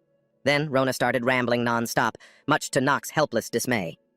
"Young master, I thought something awful had happened to you. How could you use your mana so recklessly? And I thought something had happened to Cass, too." But Cass just scowled and turned its head away. Seeing this, Rona became indignant. "Cass, do you have any idea how worried I was about you? Give me back my carrots!" Watching the two of them bicker playfully, Nock felt much more relaxed. He smiled, completely content. All right, I guess it's time for the next photo fragment. A few days later, in the dead of night, Nock ascended a flight of stairs. A horse in the stable neighed restlessly, but he kept walking, clad in a black cloak. In one hand, Nock carried a glittering object, and in the other, a map fragment. He observed the two items, silently calculating his next move. The path hasn't changed much from the game. He folded the map, sighing in relief. Nock looked ahead with determination. The second photo fragment of the Wren Harper family. It's an item I have to obtain. A key that can nullify negative stats, even a terminal illness. As he was thinking, suddenly a loud noise from within the forest grabbed his attention. Nock gripped the sword at his side, ready to strike, but there was nothing there. An uneasy expression appeared on his face. Am I just being paranoid? But there was a sign hanging in the middle of the forest. Nock's expression turned grim. This isn't a game anymore. This is reality. The sign he'd seen read, "Warning, Forest of Lost Children. Children are forbidden. Those who enter will become lost and perish." At that moment, Nock was worried. "I don't want to die a second time." A notification appeared. "You have entered the Forest of Lost Children. If you cannot complete the mission, you will forfeit your life here." Amidst the rustling wind and falling leaves, Nock's figure slowly walked on. The Forest of Lost Children, within the Rainhaver territory, is considered a forbidden zone. Because of the perpetual darkness and fog, no matter how skilled one is at finding their way, it is nearly impossible to find an exit. With a calm expression, Nock thought, so this is the meaning of its name. A place where anyone can become as lost child. However, his gaze shifted as he thought further. But in the game, the name had another meaning, too. An image of a treasure chest flashed in his mind. Nock thought, it means, if an adult is strong enough to defeat the monsters here, they won't get any of the treasures. A shiver ran down Nock's spine as he thought about it. On top of that, the system drastically increases the monster difficulty for adults, doesn't it? I lost count of how many tries it took me to beat them. That's why this forest's difficulty rating is at least... Nock smiled and said aloud, about 2.5 stars. Of course, the maximum difficulty is 5 stars. He then thought, this really is the most difficult game. He stood there, stretching his arms and legs, muttering, to be honest, I struggled a lot to clear this place the last time I played, and all without knowing what kind of reward I'd get.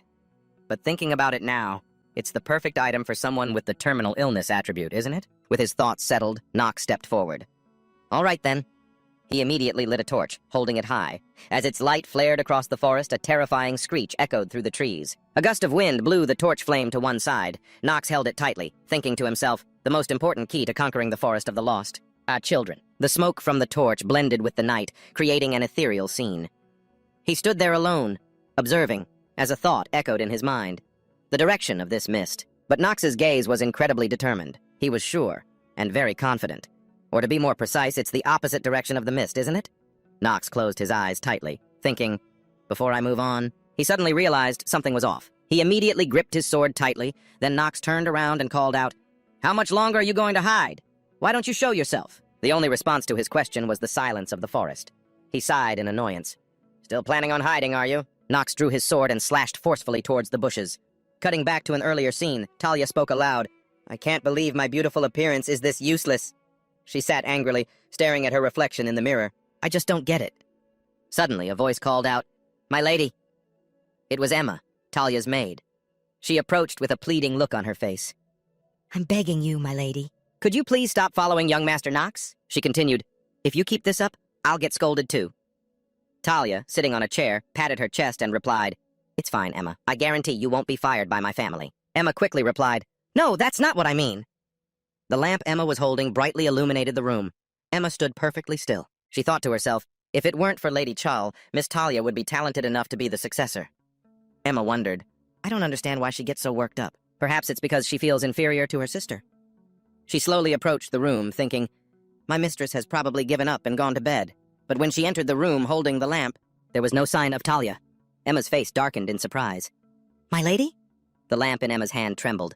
She had a bad feeling. This is serious. Don't tell me she went to find young Master Nox. Immediately she shouted, "Everyone wake up!" A chorus of confused voices rose up. What's wrong? Back in the forest where Nox was, it turned out the person following him was none other than Talia. She emerged from the bushes, blushing shyly with her hands on her head. Seeing her, he exclaimed in surprise, "Talia!" She stood up, smiled shyly, and said, "Hello?" Nox asked, "Why are you here?" She stammered in reply, no reason." Suddenly, Nox's eyes spotted something strange appearing. He immediately grabbed Talia and yelled, "Get back!" She also cried out in shock, "Nox!" From the dense bushes, a paw with sharp claws was slowly stepping out. A white, scaly tail swayed menacingly. A wolf. Its eyes were vicious, its mouth drooling with hunger. Nox recognized it, thinking to himself, a gray wolf. So this forest is gray wolf territory? Talia pressed against Nox in fear. Right now, I only have a single dagger with me. The wolf circled them, as if assessing the situation. Its eyes never left them. It bared its teeth, then raised its head, opened its mouth wide, and howled. The howl echoed throughout the forest, illuminated by the moonlight in the sky. The cry grew louder and louder, but Nox's expression showed no sign of worry. In contrast to him, Talia was terrified. Suddenly, she gasped in astonishment as she saw Nox dash forward. He charged towards the gray wolf and lunged into battle with it. The torch fell to the ground. The wolf, hit by his attack, immediately rolled over, unconscious. Talia stood there watching, her eyes wide with amazement. Amazing! It's just one wolf. But I can't believe he dealt with it so easily. She looked towards Nox. He turned to face her, his handsome face splattered with the gray wolf's blood. He spoke. I'll ask again. I thought my brothers were the ones tailing me. What are you doing here? Talia was too embarrassed to know how to answer. She stammered with a nervous laugh. A night walk? Of course, Nox didn't believe that. He picked up the torch and continued, Don't mess with me, or I'll leave you here alone. Talia looked horrified and quickly grabbed his arm. He was a little surprised. Talia mustered all her courage and explained, I wasn't doing anything weird. I just saw that you suddenly became incredibly strong. So I wanted to become strong like you too. Then I looked out the window and saw you there. I was wondering where you were going, and it was just as I suspected. I knew you had some kind of special training method. That's why I followed you and entered this forest without thinking too much about it.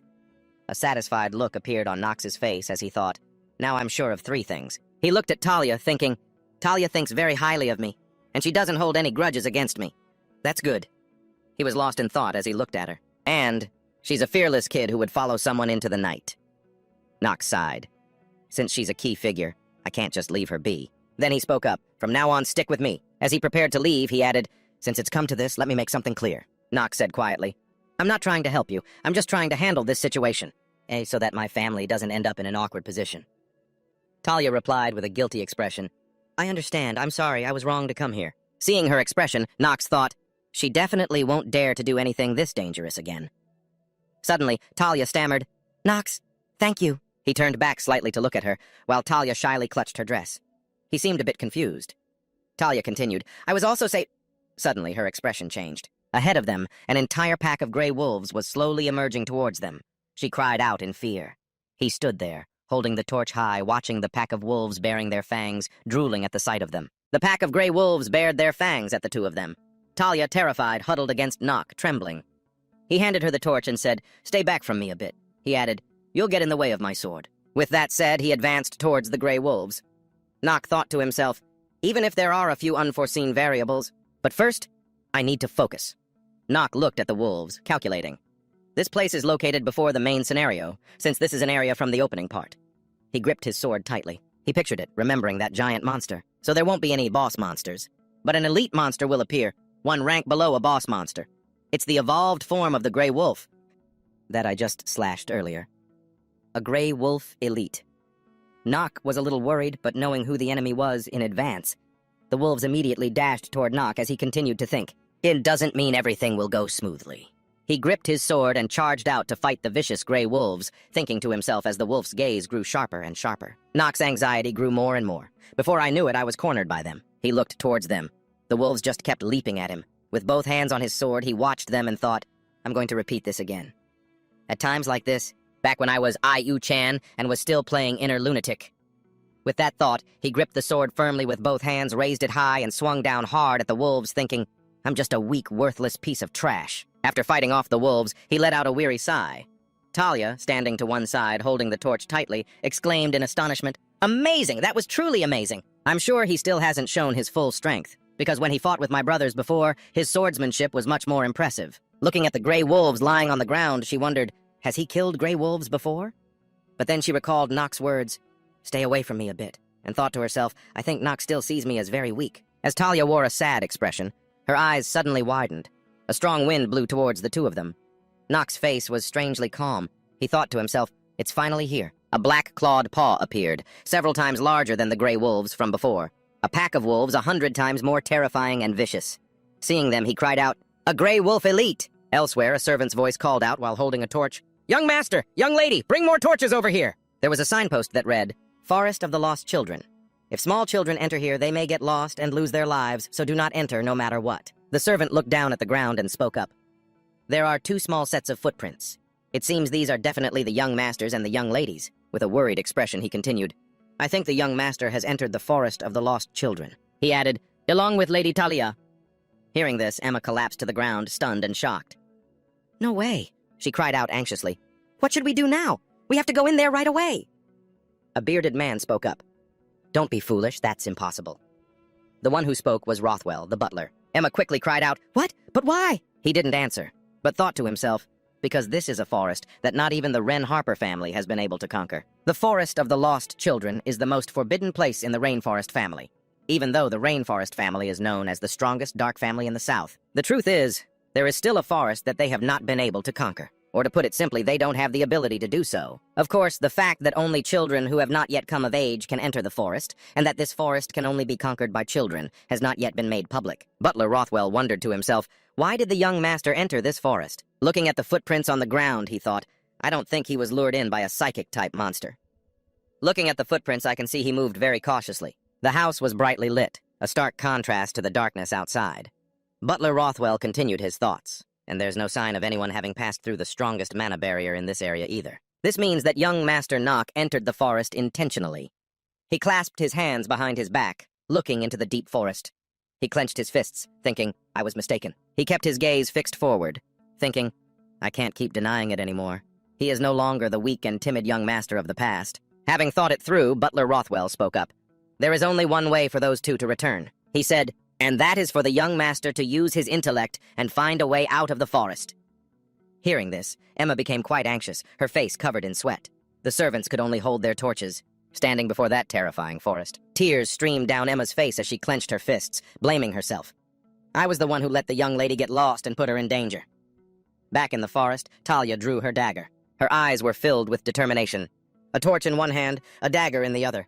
Nock looked at her and remarked, even though she's scared, she's still maintaining her focus. Then he instructed her. Don't attack on your own, you could get hurt. Just stay out of this. He continued, conserve your strength and try to run if you're attacked. That's how you can increase your chances of survival. But Talia's gaze remained resolute as she stared at the wolves ahead. Nock thought to himself, honestly, killing a Grey Wolf Elite isn't that dangerous, because the difficulty is only 2.5 stars. He thought to himself, I just want Talia to be cautious and able to react to the threats around her. He glanced at her, praising her internally. Looks like she's taking it well. Besides, she's not strong enough for me to trust my back to her. Nock looked towards the wolf pack and said, Now then, let's make an announcement. The words, Moment of the Genius has been activated, appeared as a powerful golden light erupted around Nock's body. He thought to himself, I'll use this skill and finish it in one blow. The wolf in front of him, with 3 scars over its left eye, just stared quietly at Nox. Both he and Talia were a bit stunned. The pack of wolves bared their teeth at their prey. Seeing this, Nox smiled. Don't tell me.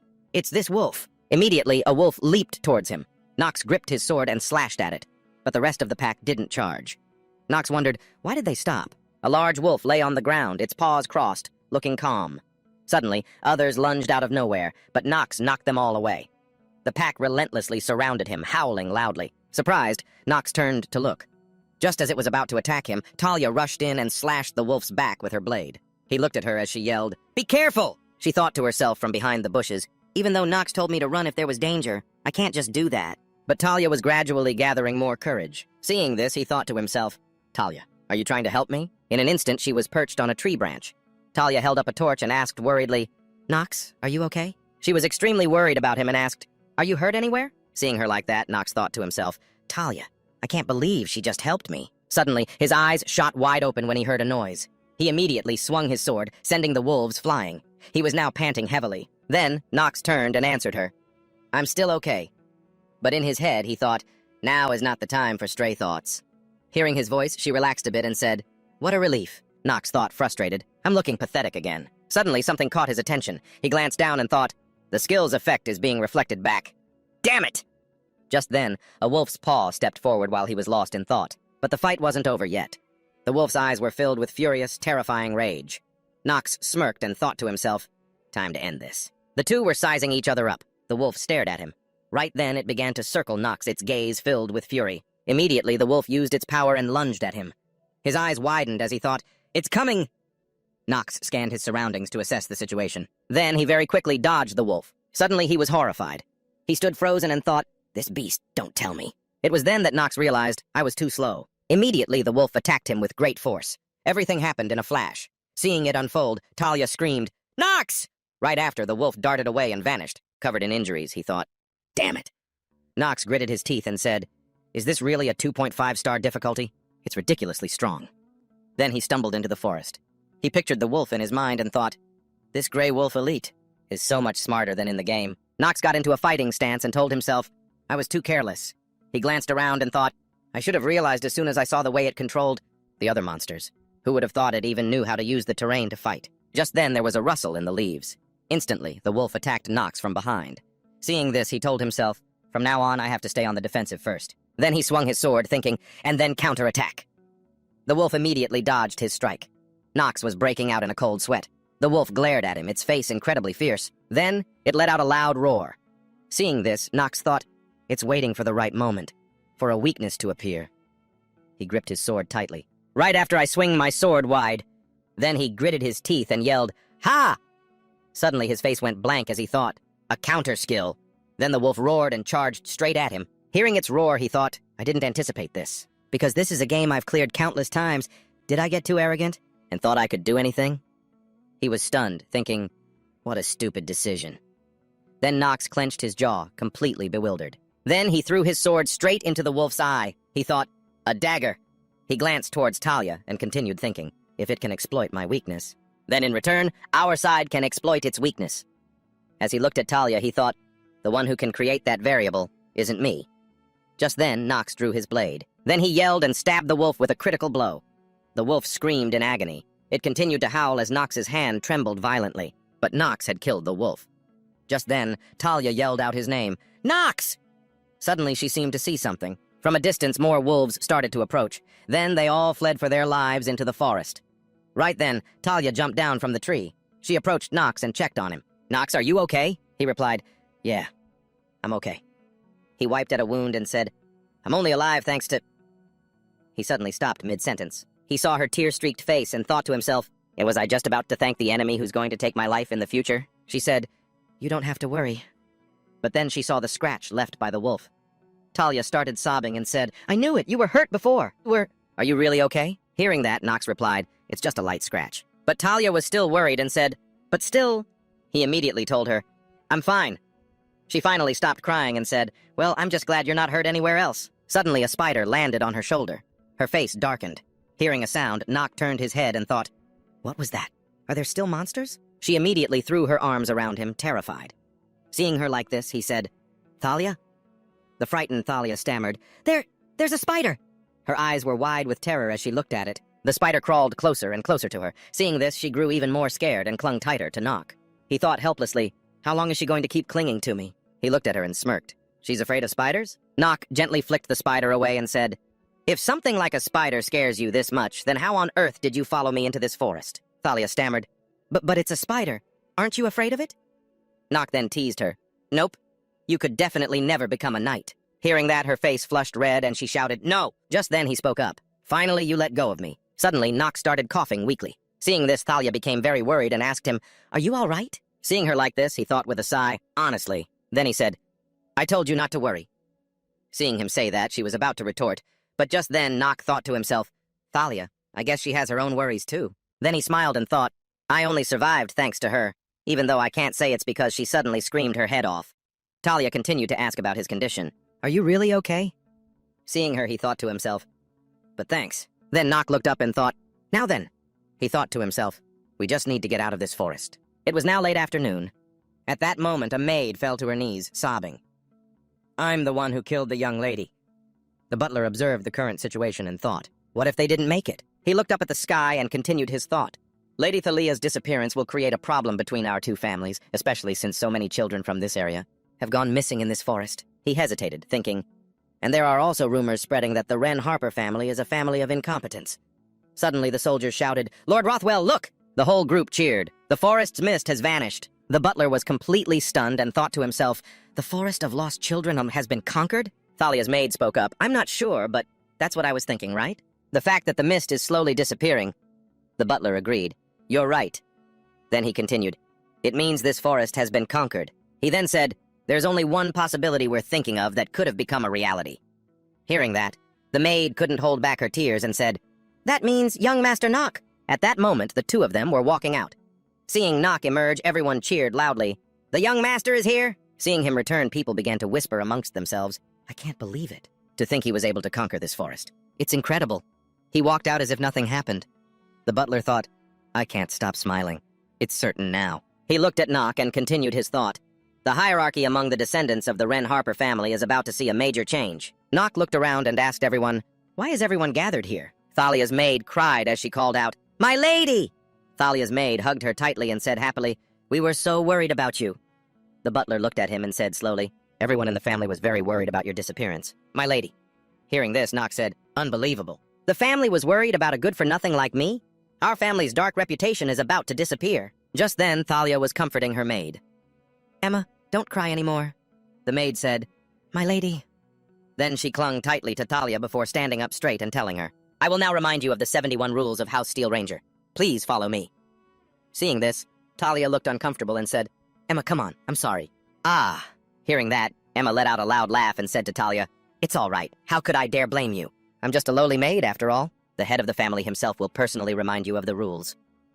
At this, Thalia began to beg, Emma, Emma." Seeing this, he thought, "It seems that maid, and possesses incredible physical strength, too." Just then, Emma spoke up. "Thank you, young Master Nock. Thank you so much for protecting Our Lady." Thalia, with tears in her eyes, said, "Although I had no intention of going with you." Hearing that, Nock replied, "You solved the problem on your own. Don't feel too disappointed." His words made her face flush red. The afternoon sun shone through the leaves of every tree. A large mansion came into view. Upon arriving home, Nock threw his bag and sword onto a chair. He said, "Well, that's that." He then grumbled, "I can't believe it. Rothwell was actually waiting outside the forest with the knights. That was a real surprise. Was it because of Thalia?" Then he smiled and thought, even so. He reached into his pocket, thinking he'd gotten it. He pulled out a ring. The system then appeared. "You have obtained a new sacred relic. You have obtained the Dark Flame Ring equipment." The system then displayed its basic information. Name, Dark Flame Ring. Classification, Equipment. Grade. Low-mid. Attribute. Darkness. Stamina +1. Mana +1. Conditions for use. Only those who use dark magic may wear this. Nox put the ring on, and a skull appeared. The system then displayed a special effect. When you defeat an opponent while wearing this equipment, you will steal a small portion of their life force and make it your own. The higher the level of the defeated opponent, the more life force you can steal. Nox looked at the ring and thought, the only sacred relic capable of stealing another's life force is the Dark Flame ring, even though this is the only thing I have. He became very determined and thought, it doesn't mean I'll live that much longer. Nox looked at the ring, thinking to himself, a person's life can't be extended forever. He continued to think, and considering only a very small portion of life force is taken, it won't be easy to overcome this terminal illness. Nox, wearing the ring, thought to himself, as long as I can still struggle and grow. The system then appeared. You have equipped the Dark Flame ring. He looked at the ring and thought something like that. This is still better than living a hopeless life on the brink of death. He thought, I can definitely feel my stamina and mana gradually increasing. Then Nox turned and called out, Rona, I know you're in there. Come out for a second. The door opened. Rona peeked her head out and stammered, Young master, can you see through things or something? He replied to her, Maybe I can. Hearing that, she shrieked, Eek! Does that mean you can see my naked body? Hearing that, Nox got angry and flicked her on the forehead. What the hell are you talking about? She held her head and yelled, Ow, that hurts! She then pouted and said, Why does it feel like getting flicked by you hurts even more now? Just then, Nox put his hand down and said to Rona, Stop talking nonsense. Let's arm wrestle. Hearing that, Rona said, Again? Full of confidence, she said, Young master, if I win again this time, you'll raise my salary, right? Nox said, I already told you I would, but if you lose... Full of confidence, she said, Yeah, a 20% pay cut, right? 3. Then the two started to arm wrestle. All right, 1. Nox was very confident and counted 2, 3. As soon as he started, Nox had already won against Rona, but she couldn't believe it and stammered, What just happened? Something's not right, Rona retorted. Don't you think cutting a maid's salary by 20% will damage the reputation of a son from a noble family? Hearing that, Nox said, well, I guess that's true. Then he continued, But I'm famous for being the incompetent son of the Renhaffer family. That's what the rumors say. Then he smiled and said, So I've decided not to care about things like honor anymore. Rona started crying and begged, I'm sorry. Suddenly, the system appeared, catching his attention. The effect of the chronic illness trait has been activated. You have received wrist sprain level 2. The system appeared again. You have received influenza level 1. Seeing this, he thought, these damn disadvantageous traits. Fine. Then he said to Rona, Rona, I won't cut your pay. In exchange, bring me a towel and some ice. Hearing that, she asked, Young master, you don't look so good. Hearing her, Nox thought to himself, For now, I'll have to be satisfied with this ring. I need to get some rest. Suddenly, Nox's condition got worse, and he thought, Is this a 1+1 deal this time? I'm sure that was the name. The 2 remaining secret pieces. The rings of the Dark Flame ring in the mansion. It's been 6 months since I got them. He closed his eyes, deep in thought. Unfortunately, I still haven't had a chance to use them. A plaque hung on the wall. On it was written, Novon Ranharfer has been disciplined. He opened one eye while the other remained closed. He opened his mouth and said something. As he opened the door, he muttered to himself, It's not like I got into any trouble. I even wiped out the entire Lost Forest. I can't believe they punished me when they should have rewarded me. Life's a joke. Nox turned and asked Rona for her opinion. Tell me, does that make any sense, Rona? Hearing him, Rona replied, Yes, but I'm a servant of the family. If I say something bad about the head of the family, I'll get my salary cut immediately. As he walked, he held out his hand with a calm expression. I swear I won't let you get a pay cut. And if you take my side, she grumbled as she ran after him. The master of the house is too strict. How could he not understand your feelings? He sat on the chair, lost in thought. Anyway, I've tried my best to adapt to life here, and be a useful citizen, all while watching my brothers grow up. Thinking carefully, he concluded, I can't keep going on like this. My lifespan. Even now, it's still decreasing.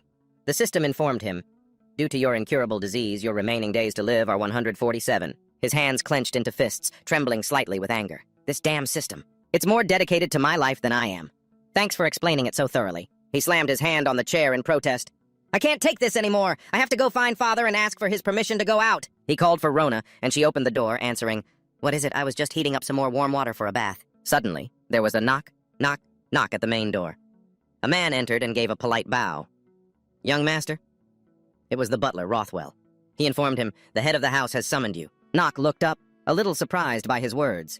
The scene changes to a battle, filled with dead soldiers in a sea of blood, swords scattered everywhere. Flashing back to the past, Theo held his sword with incredible valor. It was the night of the Purge. The sky was filled with red clouds, and paimons were flying back and forth. Their faces were ferocious, as if they wanted to eat them alive. They moved and snarled as a valiant warrior brandished his sword and annihilated them all. He gripped the sword, still stained with blood. His eyes sharpened as he assessed the situation. Then he launched another series of attacks, wiping the paimons out. He sat on a chair, eyes closed, reminiscing about the past. The day the horde of monsters swarmed in, the people who were taken by them, and the night of the purge. His eyes were half open. It all felt like a nightmare. He sat on the chair in the room, lost in thought, calculating the future. Someday, one of my sons might learn how to use the Supreme Black Sword, he considered, looking slightly weary. However, I shouldn't rely too much on my instincts. Betting on one with real talent is still much safer, because one of them will eventually have to kill me with their own hands. From outside, a voice called to him. "Sir, the young master is almost here." The butler, Rothwell, entered and reported to him. He replied softly, "Too late." He ordered, "Drag him here at once." In his mind, Theo thought, the Forest of Lost Children is a place that even I don't know how to wipe out, and yet that kid Nock managed to do it. This time I should praise him. He then continued to think about the reason the reward was so delayed. It's because of the strong opposition from the family's vassals. His eyes were fixed on the report from the comprehensive investigation. This made him hesitate and continue to ponder. Those vassals didn't believe that Nock, a good-for-nothing kid, could change so drastically, and they began to investigate whether Nock had truly cleared that forest or not. Theo propped his chin on his hand and thought to himself, even I cannot ignore the opinions of the family's vassals. So proceeding with an investigation was a necessary step. Suddenly, someone opened the door, causing him to look up. The person who entered was Nock. He bowed politely and said, "It is an honor to meet you. Head of the house." Seeing this, the man immediately said, "You may rise." The boy quickly stood up and replied, "Yes, sir." Then the man slowly said to him, "I'm sure you already know that your impulsive actions were wrong." Nock lowered his head and replied, "Yes, sir." The man clasped his hands together and spoke to him.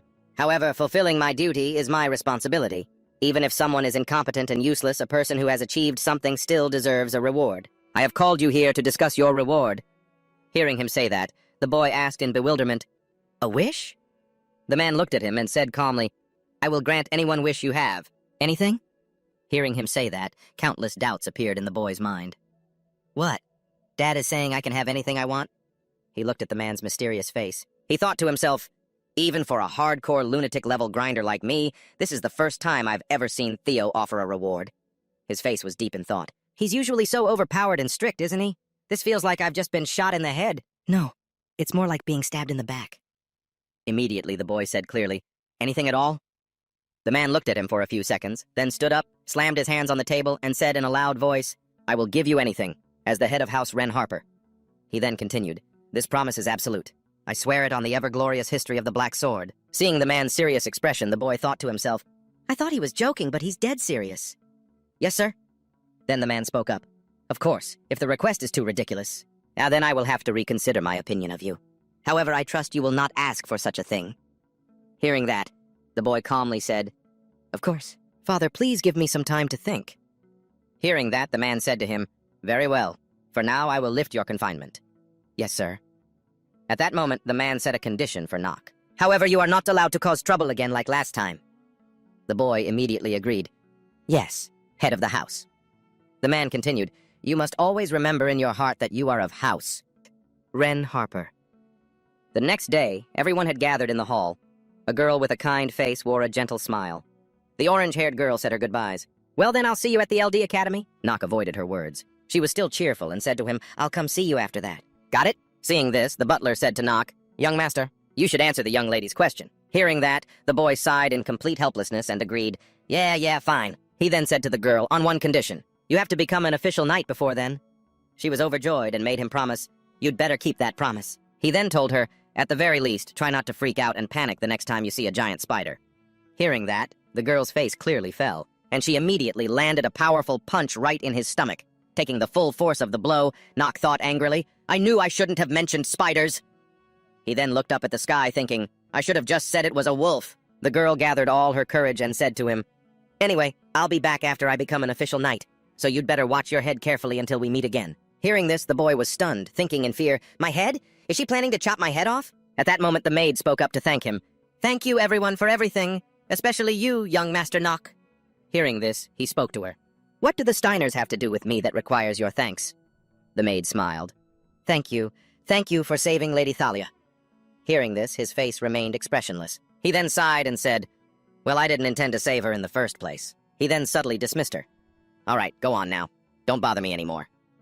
He glanced behind him and thought to himself, and that's one person gone. Nock gazed at the falling leaves, his heart full of thoughts. I wonder why I feel like I'm gradually getting used to this strange life, though I don't know the reason. He rubbed his stomach and thought, but it's also quite fun. Suddenly, the system appeared with a notification.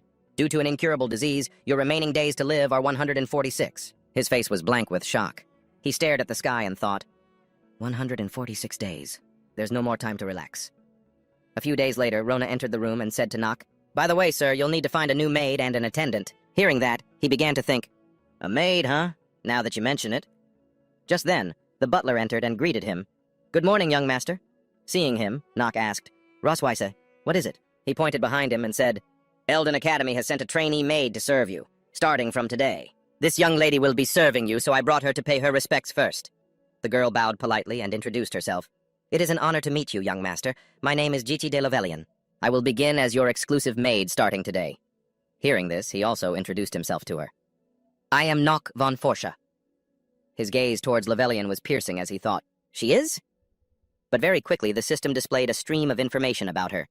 Name, Jichi de Lavelian. Gender, female. Age, 15. Race, human. Primary element, earth. Talent. 4 pros. Appreciates talent, neutral, dedicated. Cons, two-faced, pitiful, machine-like, master liar, spy. Stamina, 8. Mana, 5. Luck, 1. Willpower, 3. Charm, 22. The system continued to display a notification. Passive skill, exceptional at housekeeping. Active skill, none. Current situation. The controlled subject is currently acting under the orders of Thavon, Ren Harfer. It then displayed information about the current situation for him. Current situation. The controlled subject is currently acting under the orders of Thavon Renharfer. Yes, I will do my utmost to support you. I knew it. They weren't going to let me leave this place in peace. Thavon Renharfer. One of the greatest villains and one of the most powerful figures in this entire world. When people wonder how he could possibly have achieved his current position, many have asked if he climbed to that rank using his swordsmanship alone. He's brilliant. There's no doubt about that. However, the main reason Thavon was able to climb to the role of head of the Renharfer family is because he is suspicious and distrustful of everything and everyone around him. This time, I have great expectations for you. Yes, my lord. I heard you lost your position as the heir to the Lavelian family. If you perform well this time, the Renharfer family will not hesitate to support you in that succession. I will support the young master with all my heart. No. I will monitor him closely and report everything back to you, my lord. Do not forget who your master is from this moment on. I can't hesitate for a second longer. A spy, huh? Theven probably wants to confirm whether the person inside this body is really Nock or not. Because demonic possession isn't exactly rare in Inner Lunatic, and Nock is a character whose soul was stolen by a demon countless times in the main story. But, that's fine. As long as he doesn't find out my true identity. But the problem here is Jichi de Lavelian, even though she's not particularly relevant to the main plot. It would be a waste to just cast her aside like this. She was originally destined to become the heir and head of the Lavelian family, but her parents were murdered at the hands of her own uncle. And then after that, she lost her position as the family's next heir. What happened next is obvious. In the end, she became a maid serving the Renharfer family. In order to escape the surveillance of her own family, she wears a cheerful, ever-smiling mask on the outside, but... Pros, backed by a genius. Neutral, honest. Cons, two-faced, anguished, works mechanically, lies for self-preservation, spy. Her mind is already exhausted and rotten, a character on the verge of a complete mental collapse. And so, her final decision, before the first part of the main story even begins, was to take her own life. What should I do? Is changing the storyline by saving someone who was destined to die the right decision? Even though I know that if I do so, it's no different from putting my own neck in a noose. The next day, from this day forward, we will hunt monsters in the forest within my territory. Of course, you two will follow and support me. What? Hunting monsters in the territory? I'm calling in sick. Understood. Jitsi, you can't just agree with everything like that. It's normal for a maid to be scared of monster hunting. It's a ridiculous request after all. Replying right away, are we? Rona, I know you've already used up all your paid leave. You won't be taking a sick day today. How could you do this, sir? Have you forgotten? I'm just a good-for-nothing, incompetent fool. If you don't do as I say, I'll cut your pay. I'll only go easy on the beginners. What about half my usual pay? Do you want me to bring a bow or a sword, young master? Should I inform Sir Roswell that you'll be leaving the mansion? Before we get ready... Right. The priority now is to extend my lifespan, because now I can go anywhere I want. Young master, wait for me! A few days later. The Forest of Lost Children was gradually becoming a normal forest after being cleared out. A ferocious wolf let out a terrifying howl. Nock moved with swift agility, his face cold and expressionless as he attacked. He swung his sword with powerful, decisive strokes. The once ferocious wolf could now only whimper. It let out a few whimpers. That last slash yielded some spoils for Nock. You have siphoned a very small portion of the silver wolf's life force. The monster has been defeated. Only then could Nock breathe a sigh of relief. That victory also helped him. You have extended your life by 2 hours. He wondered to himself, have I finished off all the wolves in this area? Nock's gaze swept over the corpses of the wolves strewn across the grass. To think I gained 2 hours of life just from this one hunt. Other wolves shared the same fate, lying dead on the grass, their blood still fresh. Nock thought to himself with satisfaction, you could call this hunt a pretty big success. Right then, Zichi, who was observing from the side, smiled and spoke to Nock. It's been almost an hour since you started hunting. Aren't you tired, sir? Hearing this question, for some reason, Nock cursed inwardly. Damn it! He thought absently. Because I didn't activate genius time, this hunt took way too long. As Nock gently took the flask from the maid's hand, he thought to himself, that means I've only earned a single hour. I'm exhausted from fighting all this time. Nock chugged the flask of water in his hand.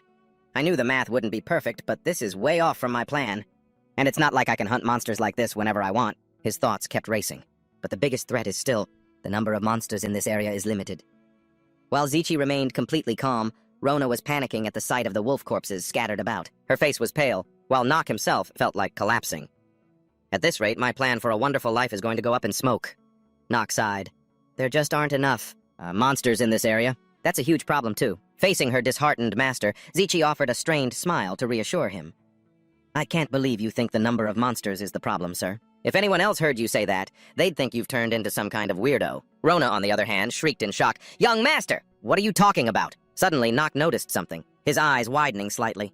A strange light had appeared deep inside the forest. But Nock quickly averted his gaze and said to the two maids, well, it can't be helped. Let's head back to the mansion. The two replied in unison. Yes, young master. Zichi, ever so thoughtful, asked Nock, shall I prepare a warm bath for you? I'll prepare it at the most comfortable temperature. Just as expected from a genius supporter, Nock thought. Then he said aloud, all right, I want to take a bath before dinner, so make sure the timing is perfect. Zichi beamed like a flower. Of course. Please leave it to me. Rona hurriedly chimed in from behind. Young master, don't forget about me. I'll clean your room for you, sir, Nock replied curtly. Ah, fine. Do whatever you want. Yes, sir. And with that, Rona immediately grabbed the basket and bow and hurried away. Zichi still wore a shy, gentle smile on her face. Just then, Nock called out to her. Zichi. She immediately replied, yes, young master? Nock looked down, his expression suddenly tinged with sadness. I have a question for you. Hearing this, Zichi suddenly clutched the hem of her skirt, her body tensing slightly. Nock stared at her intently and asked, who do you serve? Zichi was taken aback by the sudden question. So DJ Cheater has been gone for a while, huh? Just then, Nock's power was supplemented with the attributes. Positive genius support, neutral genius support, negative focus, two-faced, pitiful, and robotic. Nock looked at the system panel and thought, no matter how beautiful a greatsword is, it's useless if I can't wield it. Thinking this, he stared intently at DJ. A thought flashed through his mind. In that case, I'll just throw it away without hesitation. While the young master was waiting for an answer, confusion was clearly written on DJ's face. But seeing her silence, Nock pressed on. So is that your answer? That... Zichi looked bewildered as sweat started to bead on her forehead. I haven't said anything yet. Zichi hurriedly tried to explain. Young master, But before she could finish, Nock cut her off. I know what you want to say. He still looked at Zichi with suspicious eyes. Don't worry. I have no intention of pressuring you any further, Nock continued. I'm actually very grateful to you. At least you didn't lie. Hearing these words, Zichi could only remain silent, her eyes showing clear anxiety, unease, and shock as she faced the trembling girl. Nock calmly said, it doesn't matter who you serve. I will treat you as my own subordinate. Hearing this, Zichi was even more surprised. Nock turned to leave, adding softly, if you need to, feel free to use me as you please. That's all I wanted to say. Watching his retreating back, Zichi could only stand frozen. Meanwhile, thoughts began to stir in Nock's mind. It was similar to having faith in each other, but he figured, wouldn't it be more logical if the two of them could simply use one another? Then Zichi slumped down, disappointment clear in her eyes. So Nock had realized it after all. That's why he thought, in any case, that's the kind of relationship I want to have with her. Night gradually fell. Inside the mansion, a gentle sound drifted out. It's true. It was Rona. Lying on her bed, she mumbled a few words. Isn't young Master Nock a bit too harsh? He'd say things just like, As she spoke, Rona pictured Nock as a smiling devil. Rona even imagined his dark voice. "If you don't keep up with me, what's the fun in training?" Rona, still seeming resentful, clenched her fists and muttered, "Every time we go to train..." Then she turned and asked, "Don't you think he's too harsh?" Jichi just smiled lightly and replied, "I suppose so."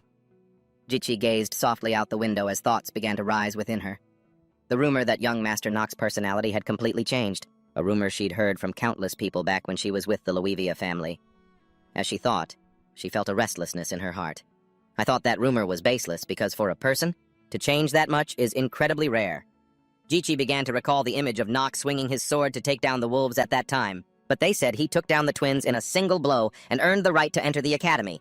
And he's also the one who secured his position in the family, completely different from me. Jichi started to feel hopeless as she thought about her own situation now, a fallen one, despite once being the rightful heir of my family.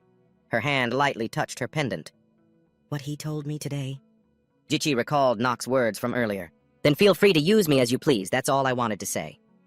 Jichi thought hazily, what on earth did he mean by that? A short time later, a baseless rumor appeared within the Rainforest family. The rumor claimed that Jichi had been expelled from her own family and was no longer worthy of being a maid for the Rainforest family. Her hand, holding a letter, dropped in disappointment. The words on the paper were written clearly, one by one.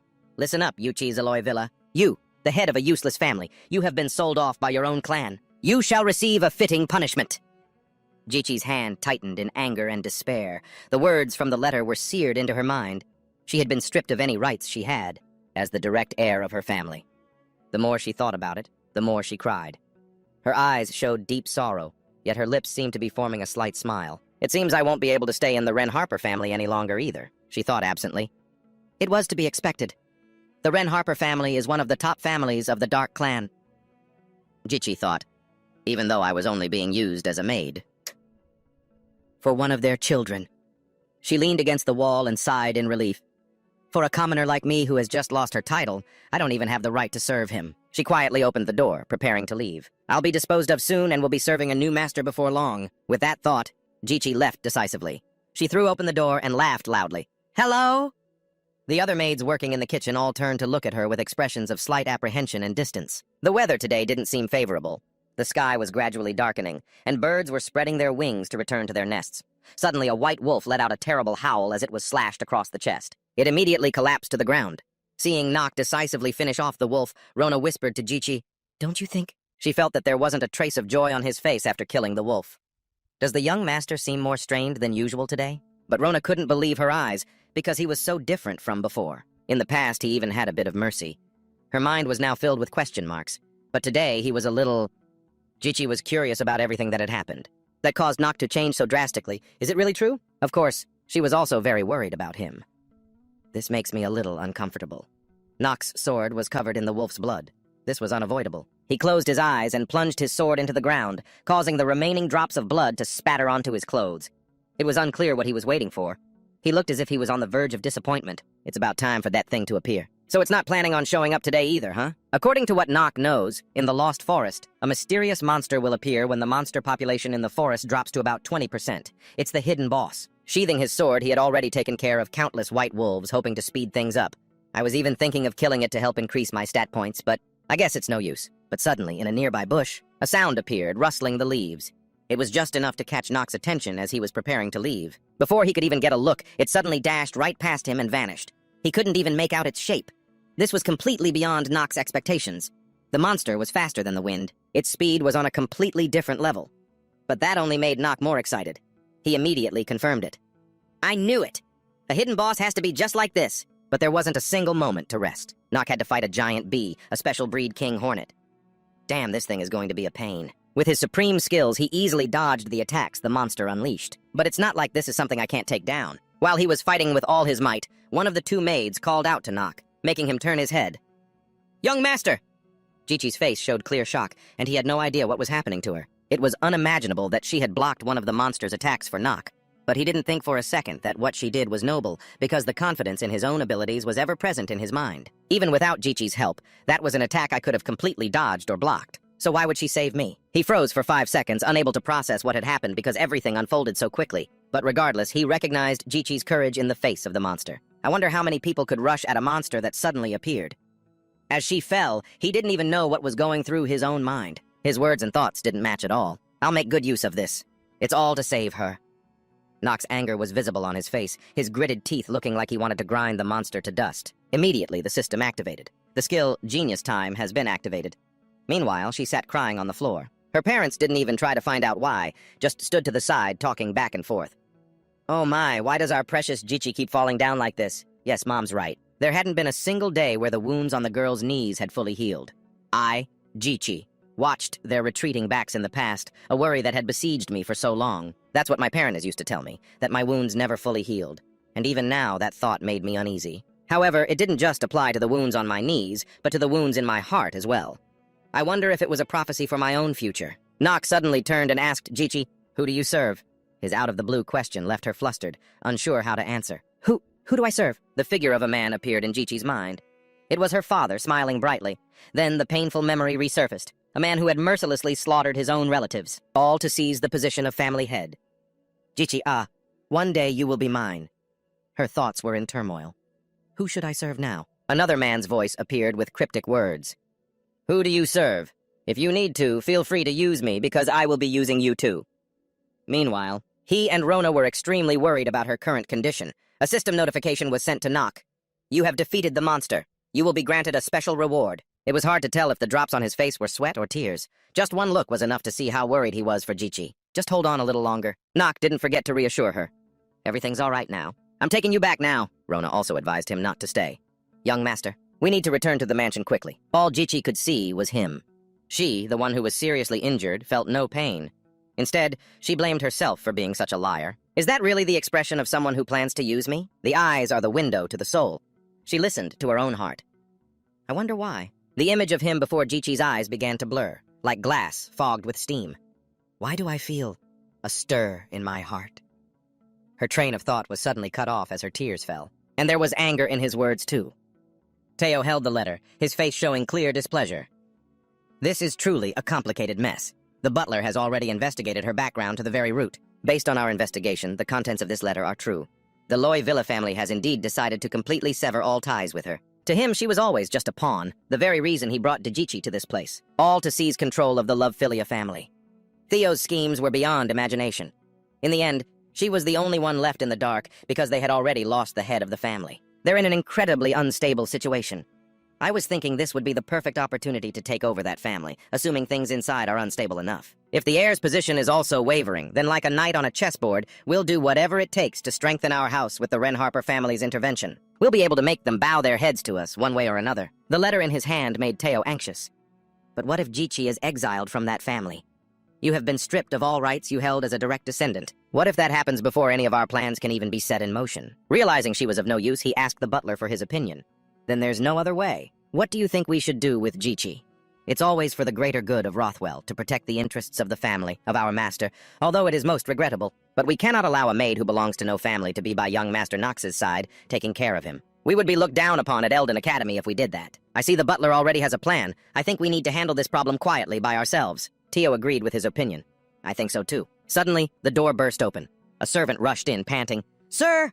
But this breach of etiquette enraged the butler. "How dare you barge in here without permission?" He gasped for breath. "My apologies, sir." The news the servant brought made Teo's expression change. Young Master Knox brought back an injured maid during his trip. He calmly recounted everything that happened. That maid was poisoned on his recent hunt and is now in critical condition. He used a large amount of very expensive antidote, without permission, so I came here to report it, sir. Rothwell guessed immediately. Knowing Knox's eye for expensive things. Don't tell me he used the ginseng elixir. The servant hesitated, but then told the truth. Yes, sir. The wrinkles on his forehead deepened, thanks in part to that boy. That stuff costs a fortune. Worry was written all over his face. I can't control Knox anymore. Did that kid get close to that maid so quickly? When Teo wanted nothing to do with her and Knox getting involved, no one can predict the consequences of such personal emotions. Someone's voice calling for her to wake up echoed through the mansion. Jichi? Rona had been by Jichi's side, taking care of her. Oh, you're awake? Tears and snot streamed down her face. Rona clutched the blanket and sobbed. You're awake. I'm so happy. Even at a time like this, Jichi was still worried about him. What just happened? Is young Master Knox safe? But now, she recalled with a shock her own brave actions. How could I have dared to do that? With Rona's goldfish memory, a few key words were enough. The young master used a dose of antidote to help you. What was it called? Ginseng something? I saw the whole thing. Anyway, he used it, and they say it's really good stuff. The physician was utterly bewildered. Sir? Knox stood his ground and ordered, "Save her." It even surprised Rona. He completely ignored the physician's refusal, you know? And he said, "Use it on her, unless you want to die." Even though she's his personal maid, Rona could badmouth her master at any time. I guess that useless, good-for-nothing side of him is still wrapped in white bandages. Jichi couldn't help but wonder. Ginseng? Why would he do that? Her hand trembled, clutching a corner of the blanket. Wasn't he just planning to use me? Rona saw her trying to get out of bed and quickly rushed to stop her. Jichi! You need to rest more. Is your wound okay? But she just wanted to find him to get answers. Where is young Master Knox right now? Only then did Rona remember his instructions. He's looking for the Chamberlain. Oh, he told me to report to him as soon as you woke up. Before leaving, she didn't forget to remind Jichi. I'll be back soon. Remember to get plenty of rest, okay? After the door closed, the room fell silent. As expected, Jichi didn't listen and immediately stepped out of bed. She walked towards her suitcase. I wonder what she's looking for. Jichi carefully rearranged the scattered books. She also folded the shirts neatly. I shouldn't be here. The truth is, Jichi not only had low self-esteem, but she also tormented herself with it, feeling that she no longer deserved to be anywhere. Though heartbroken, she could only clutch her locket and leave. In silence, she gently opened the locket. Jichi treasured it so much because inside was a picture of her parents. Decisively, she took the picture out, looked at it for a moment before returning the locket to its owner. Jichi left a letter with the locket. Young master, I heard that you gave me a miraculous medicine. I believe it was not easy to obtain, even though she didn't want to leave. She looked regretfully at the letter she wrote. Thank you for saving my life. Through the window pane, the letter and the necklace could be seen. Her suitcase was nearly empty. But at this moment, her hands began to tremble. His familiar voice was enough to make her freeze. And just where do you think you're going? Unbelievable. That she and Nock would meet again on this very road. He hadn't even had time to change his clothes, rushing to find her. I'll ask again. Where are you going? Hey! Nock was inexplicably furious. Someone is about to die, and the only thing you care about is how expensive the medicine is? Rossweiss timidly replied, No, that's not it. He explained, If I don't have the Patriarch's permission to use this medicine, then I can't use it. Besides, how could I possibly go against the Patriarch? It's not possible. Degichi was covered in blood, unconscious. Nock's face darkened as he questioned Rossweiss. Are you of a higher rank than me in this family? Answer me! Sweating nervously, he hesitated and said, I apologize, sir. He immediately gave an order. I will explain this to my father myself later. Now hurry up. Hearing this, Rossweiss immediately got to work, replying, I understand, sir. Rona stood by the bed with tears in her eyes, asking, Will Degichi be all right? Rossweiss took the vial of medicine and gave it to Degichi, answering, The poison's effects have been neutralized now. She'll recover soon. Rona sighed in relief. Thank goodness. Seeing Nock's dazed expression, Rona called out, Young master. He stepped outside, saying, Come and inform me personally when Degichi wakes up. A voice echoed in the luxurious room. What is it? It was Nock's father, Theo. He continued, You rarely come to see me on your own. Is it because of that maid? Nock knelt on the floor, his expression dark. Master Actor has been activated. Theo, sitting quietly in his chair, spoke up. Is it about just one thing? Kneeling with his head bowed to the floor, he said, I remember you once said you would grant one wish of mine. Theo replied, That's right. But Nock's eyes grew resolute. He declared, Digichi Z love Philia. I want you to give her to me. She's someone who has been cast out from her own family. Theo looked down, deep in thought. Nock thought to himself, a butterfly effect that will influence the main story. Later on, so what if she's Theo's spy? That doesn't matter anymore. Nock recalled the events of the day. Today, when I saw her trying to save me, I realized a few things. He thought back to before, to the answer she didn't give me clearly last time. Nock recalled the image of Degichi kneeling, thinking, Degichi has already shown me with her actions. Then Theo replied, I understand. If that is what you wish, it shall be done.